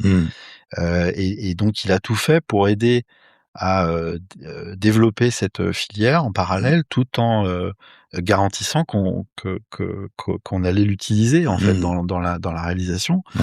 Sur l'huile d'olive, c'est pareil. Quand il crée Première Impression de Provence, c'est encore plus précis que à l'époque quand il avait créé Olivier & Co, qui était en fait la possibilité de faire découvrir la culture de l'olivier dans tout son pourtour méditerranéen, en fait. Et donc là, on est fin des années 90. C'est très avant-gardiste. Avant-gardiste, hein. Parce que je pense qu'à l'époque, même moi, je pense qu'à l'époque, je cuisinais encore avec du beurre ou de la margarine, tu vois, ou d'huile végétale, parce qu'on a eu des parents qui ont fait partie de la génération où ils ont été stimulés par l'huile végétale. Et donc en fait, comme tu dis, c'était très niche parce que là, il est allé chercher des petits producteurs d'huile d'olive en Provence pour leur dire, mais vous faites un produit incroyable. Et en plus, à l'époque, c'était le précurseur parce qu'il y avait déjà une première explication de qu'est-ce que c'est un fruité vert, un fruité maturé, et donc ces différentes intensités et autres. Donc effectivement, c'est un fil conducteur qui permet de montrer que, encore une fois, avoir un concept retail, c'est super, avoir des beaux magasins, c'est super, les équipes, c'est essentiel. Je sais pas si on sera emmené à en parler, mais c'est vrai que c'est essentiel dans le concept du retail, les équipes, l'expérience client, mais il faut aussi avoir cet apport de sens et de faire découvrir. Olivier a dit récemment dans un article, un magasin doit raconter une histoire. Voilà, je trouve que c'est simplement t'as raison. efficace. Et donc c'est quoi l'histoire des produits que tu nous as ramenés Non, mais j'ai ramené quelques produits, mais le calisson c'était important. T'as une boîte, la biscuiterie de Fort-Calquier, donc on a une biscuiterie, une manufacture qui est à Fort-Calquier. Vous avez 7 entités qui réalise quand même plus de 30 tonnes de whisky par an. Donc c'est quand même pas rien. Mais voilà, donc tu vois, tu as une boîte qui a les codes couleurs de la Provence avec des amandiers en fleurs. T'as un biscuit qui a été revisité comme le macaron de Provence, donc qui est 100% amande. Génial. Voilà, donc en fait, c'est simplement pour montrer que cette notion de savoir-faire en même temps de packaging, c'est aussi important, est clé. Et aujourd'hui, voilà, c'est ce que le consommateur attend dans un magasin. C'est si on a le bon emplacement, qu'on a fait le bon travail de trouver le bon emplacement,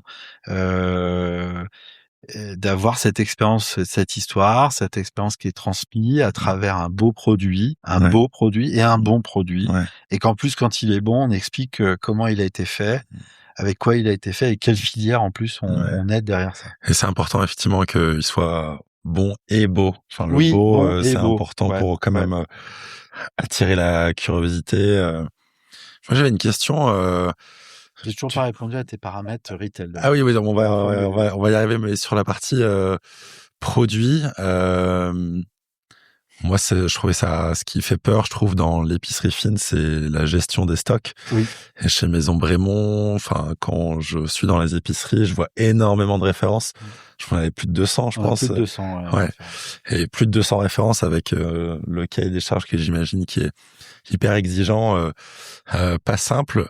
Tu parlais aussi en fonction de la ville où t'es, de l'emplacement, tu vas choisir un mix produit différent, donc tu vas pas mettre les mêmes références en avant et peut-être pas raconter la même histoire. Comment tu sais que tu as le bon nombre de références, que c'est pas enfin, pas trop, pas assez, Ouais. Bah, ce qui nous aide d'abord, c'est qu'on a un parc de magasins en France, à l'international, donc on a du volume. Oui. Donc faut pas oublier cette notion-là, mais ça nous aide parce que, comme on a du volume, et qui dit volume dit forcément on peut avoir des prix, plus intéressants, des prix d'achat plus intéressants, structurés, tout ça et automatiquement, comme je te disais, le mix produit peut bouger en fonction d'un magasin à l'autre, mais Mmh. du coup, en général, voilà, on arrive à avoir. Mmh. Donc ça, c'est important et ce qui est important et ça c'est, ça s'applique, à toutes les marques alimentaires, c'est pas que, dans l'épicerie fine, c'est que faut être bien connaître, ces produits qui marchent, c'est-à-dire toute l'année. Mmh.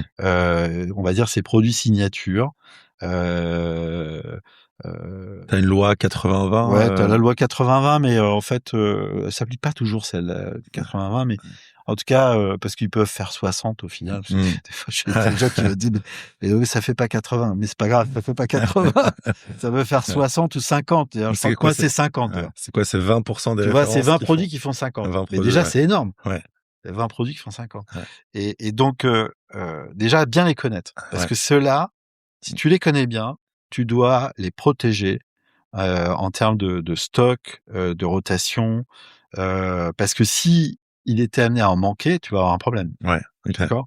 Donc faut bien les connaître et puis après, tu as l'entre-deux qui est pas facile à gérer parce qu'effectivement, encore une fois, c'est ce qui fait la beauté, de notre métier, sinon on s'ennuierait, hein. Mmh. C'est que le consommateur, les goûts changent, Ouais. d'accord? Et tu vois, il y a des produits qu'on a lancés, il y a 3 ans.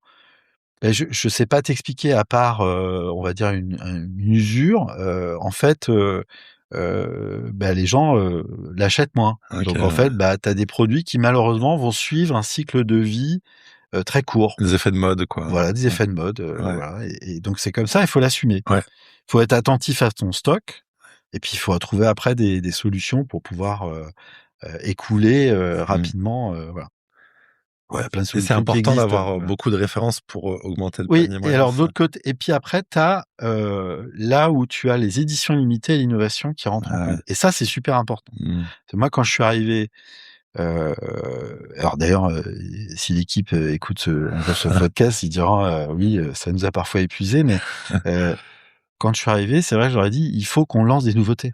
Parce qu'en fait, moi quand on est un magasin, toi, c'est arrivé aussi, moi aussi, je vais chez mon, petit producteur ou je vais au marché, même un marché ouvert, hein, où je vais dans un magasin, pas que alimentaire, j'ai: «Mais qu'est-ce que vous avez de nouveau?» On a Mmh. tous cette question-là. Ouais. «Qu'est-ce que vous avez de nouveau, Mmh. cette saison? Qu'est-ce que vous avez à me proposer?» Ouais. Et je dis: «Bah, nous, notre métier, c'est quand même d'être commerçant, donc faut qu'on ait de la nouveauté. Donc Mmh. allons-y, lançons de la nouveauté». Et après, on a lancé beaucoup de choses pour explorer, voilà et donc l'innovation, on lance, quand même on va dire une cinquantaine de Et nouveautés par an. c'est important aussi pour, j'imagine créer, un événement pour que les gens Bah, reviennent, c'est un événement, en fait, c'est ouais, un cercle vertueux. ouais. C'est-à-dire que ça crée de l'événement. En fait, ça crée avant tout de l'événement pour les équipes, Mmh. parce que pour eux, faut aussi quand on travaille en magasin, ça fait partie des plus beaux métiers du monde Mmh. aussi. Mais bah, c'est au quotidien, faut se dire, «Qu'est-ce que je vais faire aujourd'hui? Quelle Ouais, rencontre je vais avoir ouais, avec tel client?» Et donc nos équipes, savoir qu'il y a des nouveautés, c'est stimulant aussi. ouais, Donc il y a ouais. ça stimule aussi la communication, les Mmh. journalistes, Mmh. «Qu'est-ce que vous avez de nouveau? Quelle Ouais, couleur? Quel produit? Quelle filière?» ouais, Donc ça, c'est ce cercle vertueux et puis au final, le consommateur, quand il arrive dans le magasin, il ouais, pose la question: «Qu'est-ce que vous avez de nouveau?» ouais, Bah, j'ai plein de bah, choses à oui. vous dire.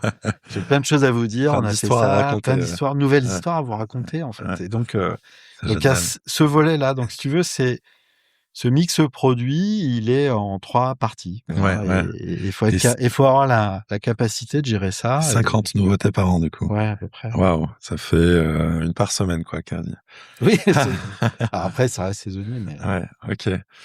Intéressant. Et du coup, justement, tu parlais de 20 références qui font 50% de chiffre d'affaires. J'avais une question sur tes best-sellers. Est-ce que tu nous as ramené tes best-sellers? Enfin, quels sont tes best-sellers? alors en fait, Ce qui a été, je t'ai pas ramené que des best-sellers, mais en tout cas, il y a 2 produits qui en font partie. Mais en tout cas, ce qui est intéressant, c'est que d'ailleurs, chaque année, tu vois, au mois de janvier, je regarde mon mix produit de nos magasins. C'est formidable, hein, parce que en fait, avoir des magasins physiques. D'ailleurs, il y a quelques. T'avais interrogé Charlie. Charlie Rousset, qui était super podcast d'ailleurs. C'est Très gentil. inspirant.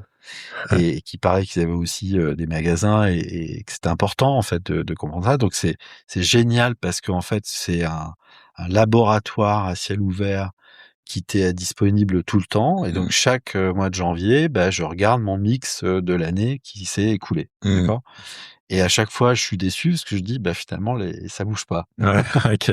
Tu vois, il y a des choses qui bougent parce que en fait, on a poussé de nouvelles catégories, à faire encore plus de com et plus de formation équipe, tout ça. Donc heureusement, ça bouge. Mais en tout cas, si tu regardes au produit, le top 10, il bouge pas tellement. Okay. Et donc, ce qui est bien, c'est qu'en revanche, dans le top 10, on a vraiment une bonne variabilité de ce qui est l'offre d'épicerie fine. Donc, on a autant de sucré que de salé. On a heureusement de l'huile d'olive parce que c'est notre fil conducteur. On a du calisson parce qu'on a cet ancrage. On a des biscuits. Voilà. Donc, on a un bon panel de ce que en fait la Maison Brémond, qui est une enseigne d'épicerie fine à travers l'enseigne Brémond Fils, valorise l'art de vivre en Provence avec comme fil conducteur l'huile d'olive et derrière des savoir-faire. Voilà. Donc c'est rassurant parce que ça veut dire que la mission que l'on a, tu sais, souvent on dit la mission d'entreprise, elle est cohérente avec. Voilà, elle est cohérente avec le mix produit. Donc ça veut dire qu'on va dans le bon sens et que le consommateur a du coup répondu en achetant à cette mission. Voilà. Et qu'on a délivré cette mission. Ça c'est beau, hein, parce que c'est pas facile à faire. Non, c'est pas facile, et c'est pour ça que c'est pas facile et en même temps c'est la joie de gérer une PME. C'est qu'une PME, t'as les mains dans le cambouis tout le temps, donc il faut être tout le temps sur le terrain. Et en fait, c'est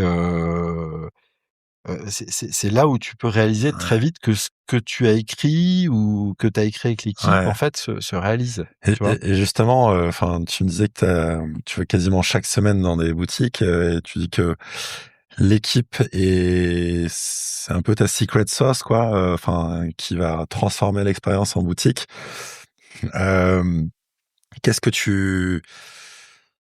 Comment tu choisis les personnes en boutique, comment tu les formes, qu'est-ce que tu leur donnes comme guidelines pour l'expérience client? C'est quoi un peu ta patte là-dessus? Alors en fait, c'est très difficile. Pourquoi c'est difficile? Parce que aujourd'hui, en fait, quand tu regardes, même c'est d'actualité pour moi avec mes grands enfants. J'ai une fille qui est encore ado, mais mes 2 autres grands. Quand tu regardes effectivement tous les parcours, tu as des écoles qui développent à des métiers. D'accord? Mais là, je te parle des métiers où tu as des écoles de commerce qui vont t'ouvrir le champ. Je suis passé par là, hein, à te construire et à faire des choix, à partir en finance, en marketing ou en logistique, peu importe. Le métier du retail, ça s'apprend pas. D'accord? Il y a des choses qui ont essayé d'être faites, comme, tu vois, des BTS dédiés à ça. Et en fait, j'ai été amené à recruter des gens qui sortaient de ces BTS MUC, je crois, tu vois, management des unités commerciales, etc. Et en fait, j'ai été plus souvent déçu que agréablement surpris, en fait. Parce que en fait, faut revenir à la genèse d'un magasin. Un magasin, c'est un commerçant ou une commerçante. Et ce sont des gens qui, avant tout, au fond, sont fiers de ce qu'ils vendent, comprennent ce qu'ils vendent et aiment le lien social. D'accord? Et donc quand tu as ça, tu te dis, c'est vrai que tu peux pas apprendre tout ça dans une école, parce que si on fait un BTS MUC, qui est très bien, hein, mais ils vont apprendre certainement la notion de bah, tu vois, le bail d'un magasin ou le panier moyen, etc. Toutes ces Le truc notions-là qui Excel, sont quoi. importantes, Ouais. et qu'on regarde d'ailleurs, avec nos responsables de magasin, on leur dit, c'était quoi ton panier moyen de la semaine dernière? Tout ça, c'est important, hein, ça fait partie des codes du retail. Mais par contre, l'ADN première, c'est cette notion de, être fier de ce que je vends, ce contact client, le lien social. Ça s'apprend pas. Ça vient avec ce que tu es, avec ton parcours, voilà. Et en fait, j'ai été plus souvent surpris par, tu vois, des gens qui, par rapport à leur passé, par rapport à la manière dont ils se sont construits, aux expériences qu'ils ont eues, ont trouvé leur place dans leur magasin. Parce qu'ils s Et de leur dire, parce que ça aussi, c'est ce que j'ai essayé de faire avec, l'ensemble des magasins, c'est de leur dire: pensez comme si vous étiez un mini chef d'entreprise. C'est-à-dire que chaque magasin, c'est une mini entreprise. Donc vous devez penser comme ça et moi je vais vous donner la possibilité de penser comme ça. C'est-à-dire vous, faire comprendre ce que c'est un compte de résultat, combien ça coûte une boutique, tu vois? Si tu leur expliques pas, ils peuvent pas raisonner comme un chef d'entreprise. Donc pour raisonner comme un chef d'entreprise, faut que tu aies tous les éléments, et que tu agisses comme ça, tu vois? Et de l'autre côté aussi cette notion de lien social et en Ouais. fait, bah, voilà, je vais te dire aujourd'hui, c'est de trouver ces bons profils-là et puis après, c'est de transmettre l'expérience. Donc Ouais. c'est encore une fois, même dans ce parcours-là, moi, j'ai pas atteint l'excellence, hein, OK, même avec mes c'est le équipes, hein. plus Parce dur que je aussi. vais te dire, il y a que encore, récemment, donc cette année, j'ai créé un poste au sein de Maison Vraiment qui est dédié à l'expérience client. OK, Ah, Maison Vraiment et Maison de la Pistade, OK. qui est dédié à l'expérience client. C'est une ressource dont la mission est de transmettre aux équipes magasins comment vendre un produit, qu'est-ce qu'il y a derrière, comment le magnifier dans le magasin et comment le transmettre aux clients. Ah, c'est super. Tu vois? Ce que là, tu ouvres un poste, mais c'est ce que tu essaies aussi, toi, un peu de Bah, transmettre, parce mais que là, c'est un peu de l'expérience le formaliser. exactement. Mais en fait, je le formalise là, Ouais, ouais, exactement. Tu ouais, vois? ouais. C'est tout à fait juste ce que tu dis, c'est-à-dire qu'en fait, on avait tous en tête l'expérience client. Mmh. C'est-à-dire si tu lis les bouquins ou tu écoutes les podcasts, la Mmh. notion d'expérience client, elle va revenir souvent. Ouais. Mais sauf qu'aujourd'hui, je me dis, en fait, si on veut aller encore plus loin, en fait, il faut qu'on aille, il faut qu'on crée cette ressource pour Ouais, concrétiser ça, ouais. en fait, davantage. Ça m'a marqué ce que tu as dit il y a quelques secondes sur, le fait que voilà, combien ça coûte une boutique, des chiffres Excel, bon ça s'apprend, mais la motivation, la passion, l'envie, de lien social et de transmettre ça, c'est plus rare. En tout cas, le fit est plus rare. Je pense que c'est un peu la clé, de, du succès, de tes boutiques. Et du coup, en entretien, comment tu trouves ça, cette personne? Comment tu arrives à déceler les signaux faibles qui font que elle va adorer, ces produits, raconter leur histoire et avoir envie de lien social? Déjà, j'ai pas réussi dans tous les magasins, Ouais, hein, donc OK. encore une fois, je reviens à cette notion que heureusement qu'il y a des magasins qui marchent pas pour Mmh. te remettre en question Ouais. tout le temps. Heu et par contre, ceux qui marchent, heu, on voit qu'il y a un lien très fort, bien évidemment à la qualité de l'emplacement, bien Mmh. évidemment à la qualité en mais à la qualité de l'équipe et du Mmh. manager en place. Ouais. Et ce manager-là, où les magasins marchent, c'est que fondamentalement, tu as des gens qui, sont passionnés, de ce qu'ils font, passionnés du lien social, passionnés des produits et qui adorent transmettre. Mmh. D'accord? Ouais. Et alors, dans les entretiens, tu essaies d'orienter tes questions à travers ça et c'est très Mmh. difficile parce que c'est pas une science exacte, Ouais. voilà et ce que je dis juste, c'est que moi aujourd'hui, c'est peut-être un message, transmis pour ceux Ouais. qui veulent nous rejoindre, c'est que moi je suis davantage passionné par les parcours de vie que par, la formation académique, en fait. Mmh. Et si quelqu'un me parle de ses voyages, de comment il s'est construit et autres, moi j'ai un manager à Paris, quand tu regardais son CV, il y a rien qui a donné envie de le recruter si tu Mmh. étais, purement avec des paramètres, Genre retail, factuels, quoi, des tu vois? noms, quoi. Ouais. Voilà et en fait, j'ai rencontré des gens qui venaient de très belles enseignes, mais qui finalement, ça a été ennuyeux. Mmh. Parce qu'aujourd'hui, Maison Vraiment, c'est pas juste un magasin où on va en ouvrir 10 par an, Mmh. puis on va avoir un réseau de 300 magasins. Mmh. Si t'as ça, forcément, là, du coup, t'es contraint à quand même paramétrer, si tu veux, tes profils. Ouais. Et puis ça va être forcément mécanique. Mmh. Nous, on maîtrise un réseau de magasins qui se compte en vingtaines, peut-être demain en trentaine, mais ce sont des magasins où on transmet un art de vivre, on transmet une histoire, donc du coup, il faut qu'on ait des gens qui soient en capacité de transmettre ça. Ouais. Et je vais te dire, quand on a lancé la Maison de la Pistache, Mmh. bah, ça a été d'autant plus compliqué. Ouais, OK. Parce qu'aujourd'hui, la Maison de la Pistache, c'est un concept d'épicerie fine, puisque en fait, à l'intérieur, tu as des produits divers. Alors et déjà, juste peut-être pour la Vas-y. Maison de la Pistache, en gros, la majorité, enfin, c'était une culture historique de la Provence qui, avant que vous arriviez, avait disparu enfin voilà, de nos terres, qui est aujourd'hui majoritairement produite en Amérique du Nord, il me semble.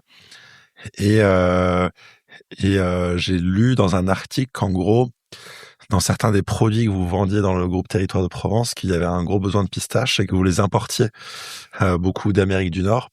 Et que Olivier, connaissant l'histoire de la Provence, s'est dit mais c'est pas normal qu'on les importe d'Amérique du Nord. Pourquoi est-ce qu'on n'en produit pas ici en Provence? Et c'était ça un peu le déclencheur. C'est ça le déclencheur, hein, qui d'ailleurs a toujours été le déclencheur de sa vie d'entrepreneur. Hein, mais c'est vrai qu'il dit bah voilà, il y a un besoin sur la pistache dans la fabrication de nos produits.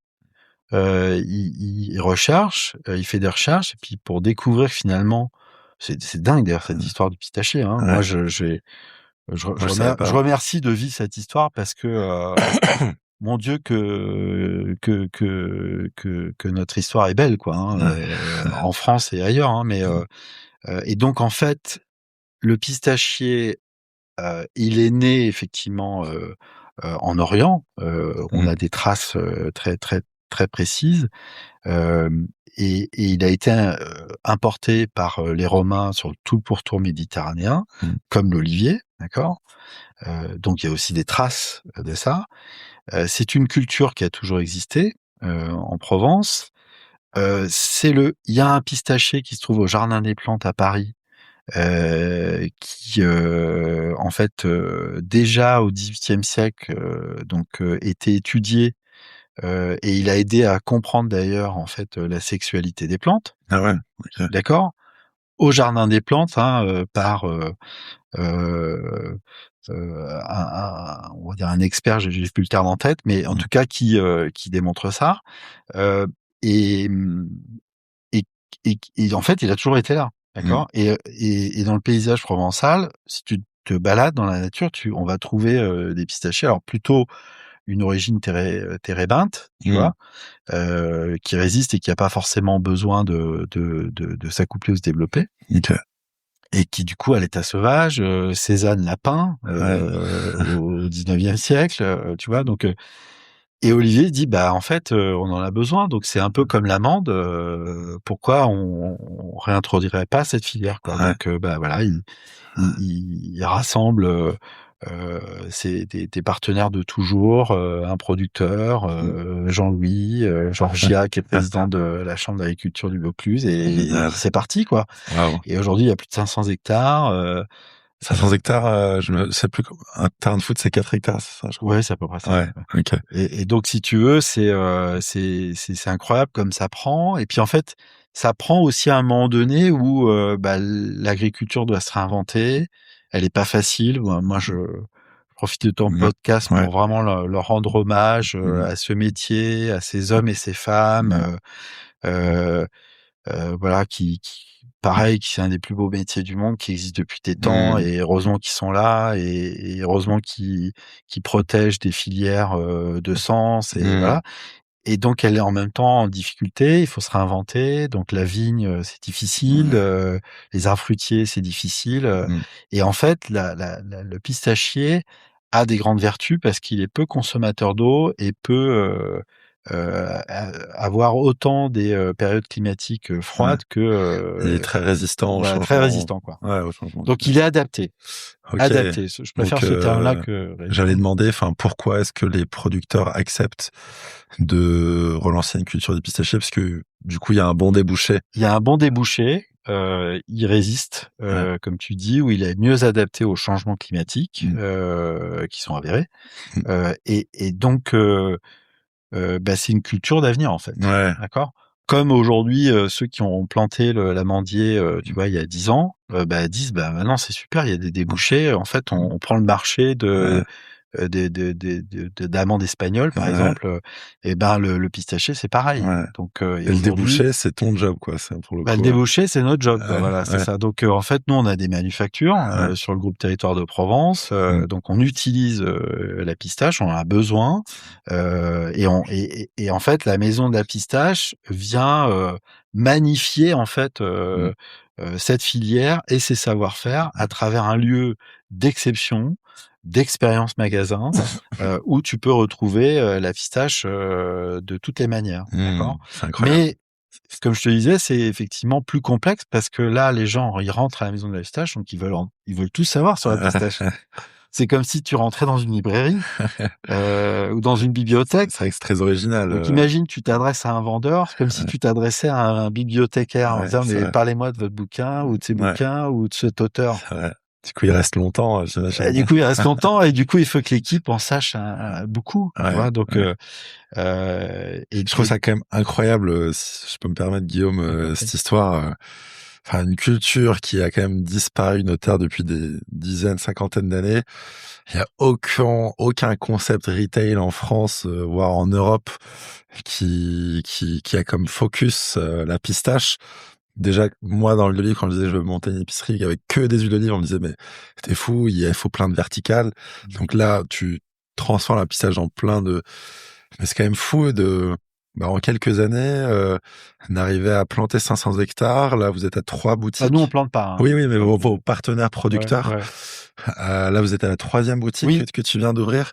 on a 4 boutiques. Et Donc tu on m'as a dit ouais, en avant l'interview que ça marche bien, ouais, enfin, ouais. que ça cartonne. C'est assez, moi, je trouve ça assez incroyable, quoi. On revient tout ça sur une notion d'alignement des Ouais. étoiles ou des planètes, je sais pas, mais en tout cas, si tu veux, il y a quand même Olivier voit cet besoin en 2018, hein. Ouais. 2018, on est très loin, très très Et- avant-gardiste et- du phénomène, tu Ouais. sais, pistache, que je vais pas citer, mais Ouais. que tout le monde a en Ah tête, oui, ok. d'accord? Il y a quelques mois ou il y Ouais. a 1 an, il est très avant-gardiste. C'était quoi ce Ça phénomène, du coup? Je suis même pas c'est sûr le d'être, Dubai Chocolate. ah oui, oui, Ouais, ok, ok. ouais.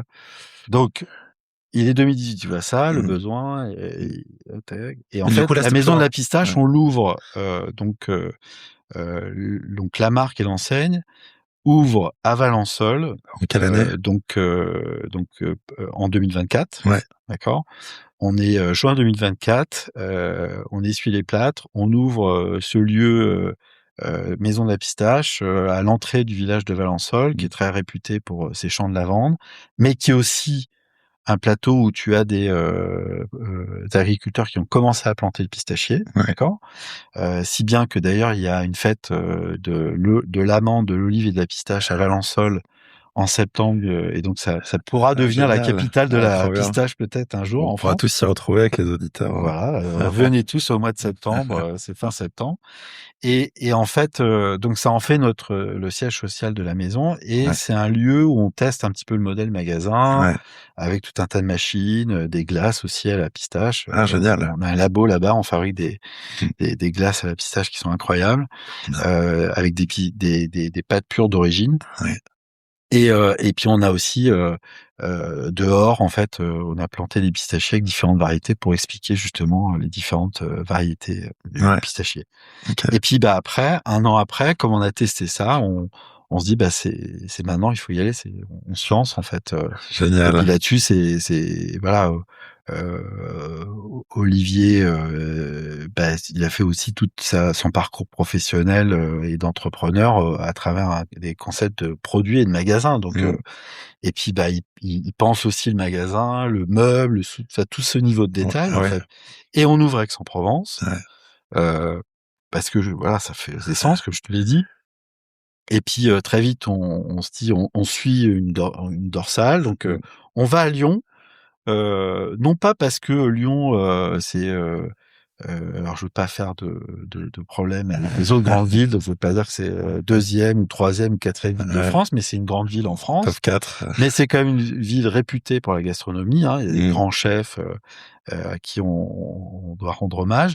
Et en fait, il faut savoir qu'aussi dans le pâté en croûte qui est né à Lyon, t'as la pistache. Donc ça fait sens en fait du coup d'être. La pistache a toujours eu sa place dans la gastronomie, donc un petit fil rouge lyonnaise, dans le saucisson aussi. Tu viens d'ouvrir Paris aussi. Et donc on vient d'ouvrir Paris au mois de novembre, rue du Bac, dans le 7e, et c'est passionnant. Alors tu vois, je te disais, qu'est-ce qui fait que on est un. Moi, je m'astreins, si tu veux, à travailler avec les équipes à des moments forts de l'année, avec eux sur le terrain pour être en contact avec le consommateur, pour comprendre, écouter. Tu vois, donc j'ai travaillé donc à Lyon en décembre et à Paris avec les équipes sur plusieurs journées. Et c'était intéressant d'écouter le consommateur, la résonance. Et c'est là où je me suis dit, waouh, en fait. Ouvrir une boutique à la Maison de la Pistache va nous demander beaucoup plus parce que les consommateurs sont avides de savoir. Ah ouais, plus Ils veulent savoir. Au-delà de tes attentes. Ah oui. Ouais. Et là, j'ai envie de me dire, mais c'est un gros challenge, mais qu'est-ce que c'est super. Ouais. Génial. Ça veut dire que c'est pas fini. Tu vois ce que je veux dire, Daniel? En plus, c'est la partie la plus chouette, ça. La consommation, ok, il y a des mauvaises nouvelles, ok, mais ça veut dire que si j'ai des clients qui rentrent dans les magasins et qui posent des questions et qui après repartent avec des sacs, ça veut dire que l'envie d'acheter est toujours là, l'envie de savoir est toujours là, l'envie de se faire plaisir est toujours là, l'envie de cuisiner est toujours là, et c'est génial. Ça, c'est super. En plus, là, c'est plus que l'envie d'acheter, c'est l'envie d'apprendre, de découvrir. Oui. Et alors, quel stress pour nos équipes? Parce que du coup, faut qu'on soit vigilant avec eux. Il faut qu'on les accompagne. Parce qu'ils ont pas tous les codes. Ils arrivent, ils sont peut-être comme moi quand il y a 3 ans, Olivier me dit on va faire quelque chose autour du pistachier. Je pense que mon expérience de la pistache se limitait à la pistache apéritif. Tu vois, moi aussi. Donc il y a plein de choses en fait qu'on doit leur apporter et c'est passionnant et c'est chouette de voir des équipes qui autant aiment leur métier de retail manager, de responsable de magasin, et de l'autre côté, d'être passionné par ce qu'ils vivent au quotidien, ce qu'ils racontent en fait. On disait les meilleurs vendeurs sont ceux qui sont amoureux de leurs produits. Exactement. Et concrètement, enfin là, tu trouves la pistache sous quelle forme dans les magasins? Enfin, en gros, comment vous l'avez transformée? C'est quoi là vos best-sellers? Moi, dès qu'il fait beau là, parce que ça fait un mois, on est fin janvier, un mois qui pleut sans arrêt sur Marseille. Dès qu'il y a un beau jour, je passerai un week-end à voir la boutique historique à Valençol avec ma fiancée. Et du coup, pour nos auditeurs, enfin même pour moi, qu'est-ce qui va m'attendre concrètement? Alors en fait, la manière dont le concept a été conçu, ça a été quand même de ramener l'histoire. Donc on dit toujours que quand tu rentres dans la boutique La Maison de la Pistache, c'est un lieu dédié à l'histoire, à la culture et aux expériences gustatives autour de la pistache. Mais donc l'histoire et la culture. Donc en fait, on fait découvrir la pistache à travers la présentation des pistaches grands crus, ce qu'on appelle les pistaches grands crus. Donc en fait, là, on parle de pistaches émondées, sans coque, mais avec différentes variétés et différentes origines. Des origines perse, Turquie, Sicile, Espagne, Grèce, voilà. Et donc, on a des grands crus et ce qui est incroyable, d'ailleurs, parce que quand tu les vois, en fait, ils ont des couleurs, des formes, des goûts différents. Alors que dans notre imaginaire, ou même dans notre réel, de la manière dont on est construit, pour nous, la pistache avait la même forme, les mêmes couleurs. Et alors, pas du tout, en fait. Donc, on démarre par ça, et puis après, on a toute une offre qu'on continue à développer, d'ailleurs, parce qu'on est au tout début, et une offre qui est autour du salé et du sucré, bien évidemment. Souvent, la pistache, quand on pense à la pistache, on pense à la pistache Véro, puis après, très vite, on a pensé à la glace. Donc, c'était évident pour nous de proposer des glaces à la pistache. Mais on est allé très loin parce que on a une petite présentation, une petite machine où on sert des glaces à la boule. Mais par contre, on dit, en fait, on vous propose pas 4 parfums de glace, on vous propose cas de voyage. Ouais. Et on va vous expliquer pourquoi. Parce qu'en fait, on fait des crèmes glacées avec des pâtes pures de différentes origines. Donc, tu as une crème glacée avec pistache sauvage qui vient d'Iran et qui a une histoire, qui a une typicité particulière. On utilise du lait des vaches des Alpes, hein, donc et on fabrique ça dans notre labo de Valençay. Donc il y a ça, il y a des huiles de pistachier, bien évidemment. En fait, on a aussi, on valorise toute notre expertise, nos savoir-faire qu'on a autour de Brémond et dans le groupe. Donc sur toutes ces formes. Et puis tu as au milieu de notre magasin un comptoir à pistaches apéritives avec des pistaches à coque, comme toi et moi on connaît. Et là, on fait découvrir déjà différentes origines de pistaches à coque et puis des pistaches aromatisées. Et puis on explique justement le geste qui se fait au Moyen-Orient de consommer la pistache apéritive. Voilà. Ok. Donc il y a un jeu très chouette. On peut y rester 30 minutes à 1 heure. C'est presque un musée aussi. Ah ouais. Et puis la touche finale, et quand même important de le citer parce que moi je trouve ça même passionnant d'avoir de la vie dans un magasin, c'est qu'on torréfie des pistaches donc à majorité espagnoles qui viennent de la Mancha, et donc on torréfie des pistaches tous les jours dans nos magasins qui permettent de découvrir une pistache torréfiée, donc sans coque, mais sans aucun apport. Voilà. Et tu vois une machine de torréfaction comme une machine à café qui est dans le magasin. Et voilà. Génial. J'ai hâte de découvrir ça avec mes yeux et mes papilles. Très bien.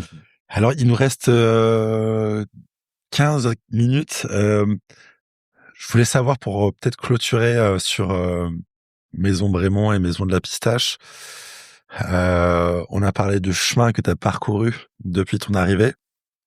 Première question, quelle est ton ambition à horizon, on va dire 2030 où est-ce que tu veux emmener Maison Brémont et Maison de la Pistache? Et deuxième question, là, plutôt en flashback et plus personnel, quels ont été, on va dire, les plus gros moments de challenge, de défi que tu as eu depuis 2018? Alors, l'ambition, en fait, encore une fois, tu vois, on avait déjà parlé de cette notion tous les deux, c'est que moi j'aime bien dire on a une ambition, on a des objectifs. Les objectifs, en fait, c'est court terme. Et en gros, ces objectifs sont importants d'être atteints pour pouvoir envisager qu'on atteigne l'ambition. D'accord? Parce que l'ambition, c'est incertain. Mais c'est un drive, c'est important de l'avoir parce que on se dit pourquoi on fait, pourquoi je me lève tous les jours, pourquoi je fais mon travail. Donc l'ambition. Aujourd'hui, l'ambition pour moi, elle a pas tellement changé depuis que je suis arrivé depuis 2018, et je l'avais écrite et partagée aux équipes, c'était de dire voilà, moi mon ambition en tant que dirigeant de cette maison, et c'est aussi applicable pour la maison de la Pistache, hein, même si c'est plus récent, c'est de faire en sorte que la maison Brémond soit reconnue comme l'épicerie, l'épicerie française à l'international. D'accord. Et qu'aujourd'hui, quand on interroge un Français ou qu'on interroge un Américain ou un Japonais, on dit mais est-ce que vous avez en tête un produit d'épicerie fine en France reconnu, et que dans les 5 qui citent, il y ait Maison Brémond. Donc en termes de notoriété, voilà.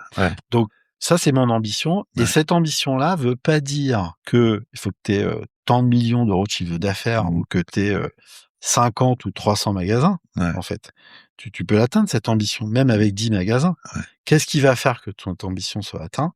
C'est que tu sois régulier, authentique et sincère dans ce que tu vas dérouler chaque jour avec tes équipes, dans tes produits. C'est aussi simple que ça. C'est fort. D'accord?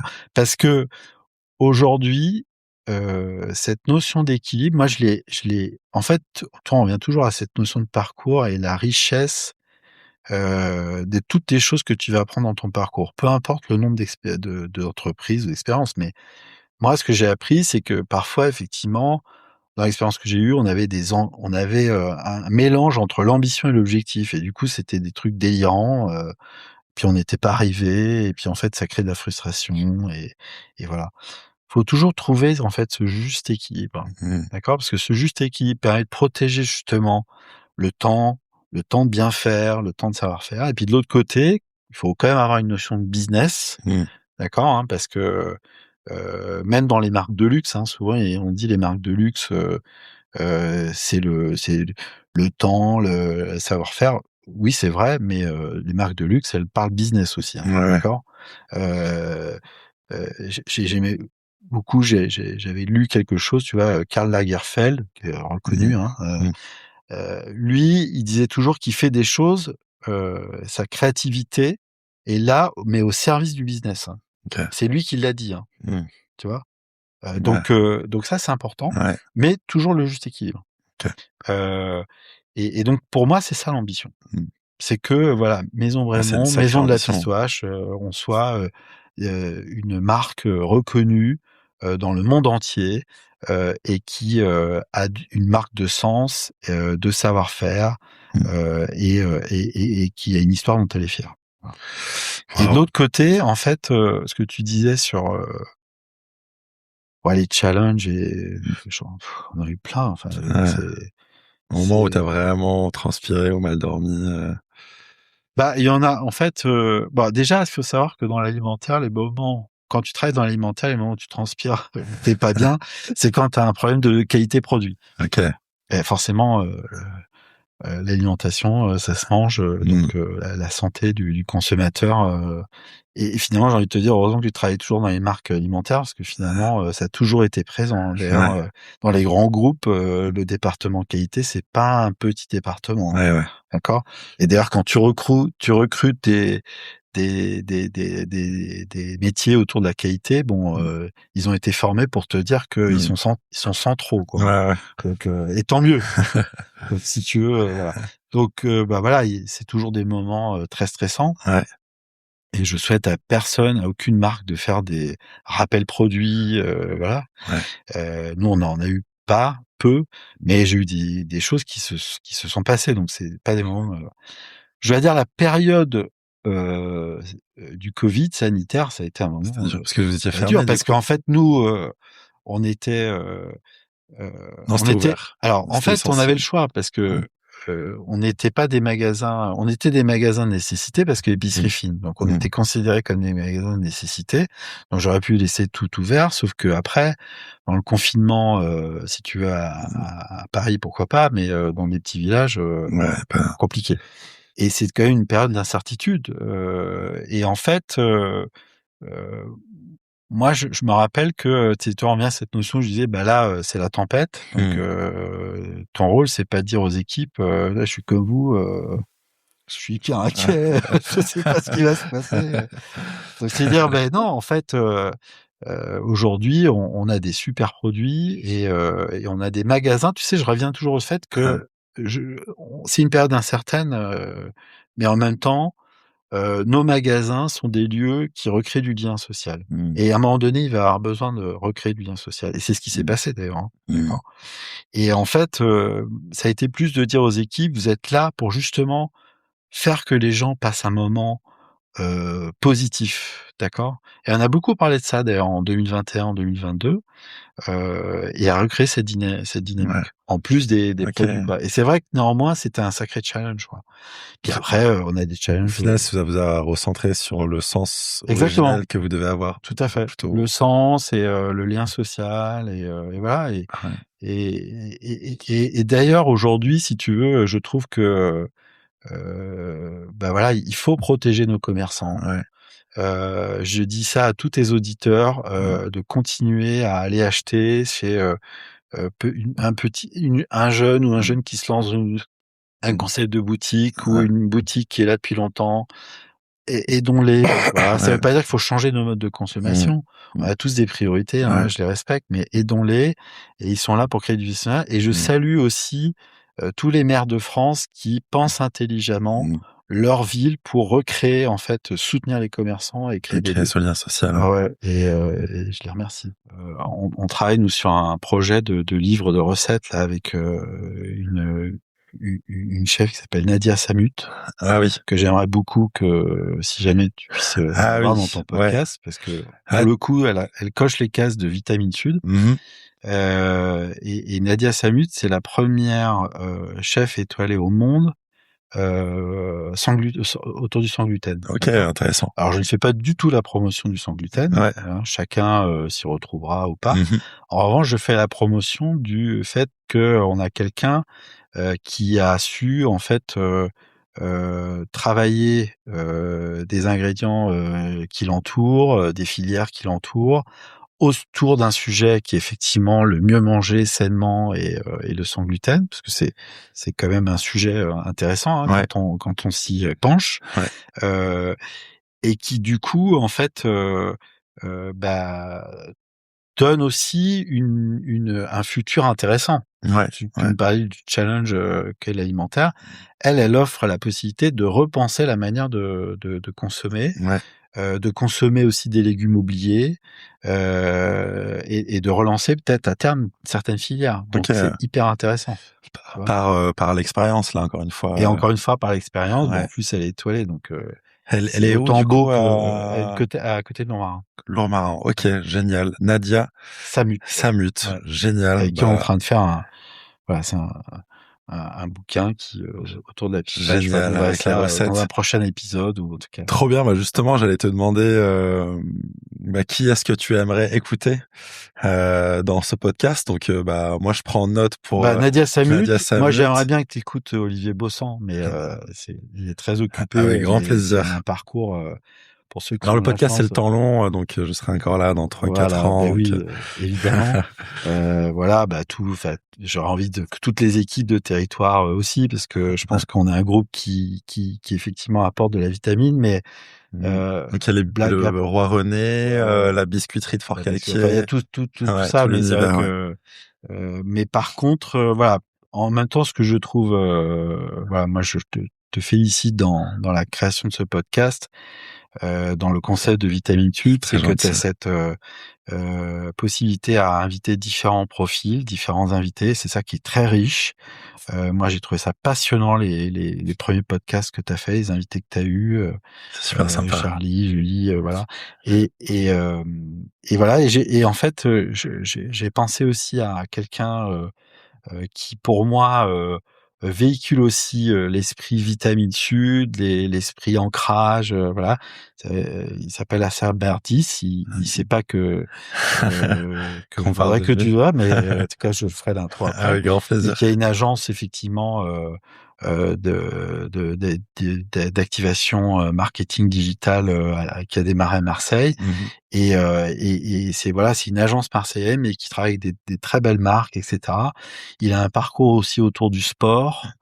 Et c'est quelqu'un qui est très fier de sa ville, très fier de son territoire. Et je trouve que voilà, ça serait un bon invité aussi. Génial. Bah, 2 super recommandations. Donc, je prends note et je vais les contacter avec grand plaisir. Euh, de quoi as-tu besoin? Enfin, si nos auditrices ou auditeurs ont envie de te contacter, aujourd'hui, tu disais que tu cherches des responsables de magasins, peut-être que tu cherches aussi des guides pour la maison de la pistache. Enfin, aujourd'hui, si on a envie de contacter Guillaume de Foucault, enfin, pourquoi on te contacte? Enfin, c'est sur quel sujet que tu vas répondre? T'as des C'est sûr besoins. que le sujet magasin, c'est là où on a le plus de besoins parce Ouais. qu'effectivement, en plus, c'est un magasin. Il y a toujours du turnover, c'est normal, hein. C'est différent d'un métier spécifique. Donc autour du retail, bien évidemment, contacter. Autour de même penser effectivement cette notion de marque alimentaire, de sens. Et voilà, de toute façon, on est une enseigne, une entreprise en croissance, donc Ouais. on a Génial. des besoins tout le temps. Trop Donc bien. il Et, faut pas hésiter. et justement, en parlant de croissance, enfin, on est en janvier 2026. En décembre 2026, on se retrouve pour fêter quoi ensemble? Alors pour fêter le sens, l'équilibre, mais aussi effectivement de nouvelles ouvertures. Génial. Combien de prévus cette Alors année? écoute, sur la Maison de la Pistache, je voudrais ouvrir une deuxième boutique à Paris. Je voudrais ouvrir à Nice. Non pas que je boude Marseille, mais on a fait Aix-en-Provence, donc Aix-Marseille, c'est souvent ensemble quand même, réunis. Mais Nice, voilà, c'est ça, c'est on va dire les objectifs, pas une ambition, tu vois. Pour la différence. Sur Brémont aussi, j'aimerais bien qu'on sorte un petit peu du périmètre. Donc on a l'opportunité maintenant, comme on a vraiment un concept clair, une expérience qui est claire, de continuer à aller chercher les ouvertures. On a des ambitions, là je parle bien d'ambition et pas d'objectif, mais de continuer à se développer en Europe aussi, à l'international. Donc de célébrer en fait ces réalisations aussi, mais encore une fois, tu vois, célébrer le sens, l'équilibre, le sourire des équipes, le sourire de nos producteurs, et puis la réalisation de nouvelles ouvertures, parce que c'est toujours des moments.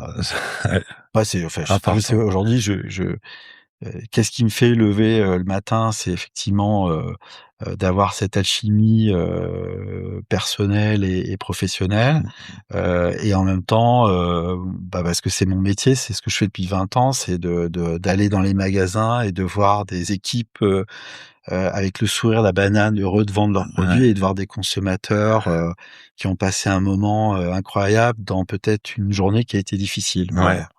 Donc c'est ça mon drive. Wow. Guillaume, un grand merci. J'ai toujours été très admiratif de la qualité de ce que vous proposez chez Maison Brémont, et j'ai hâte de tester la maison de la pistache.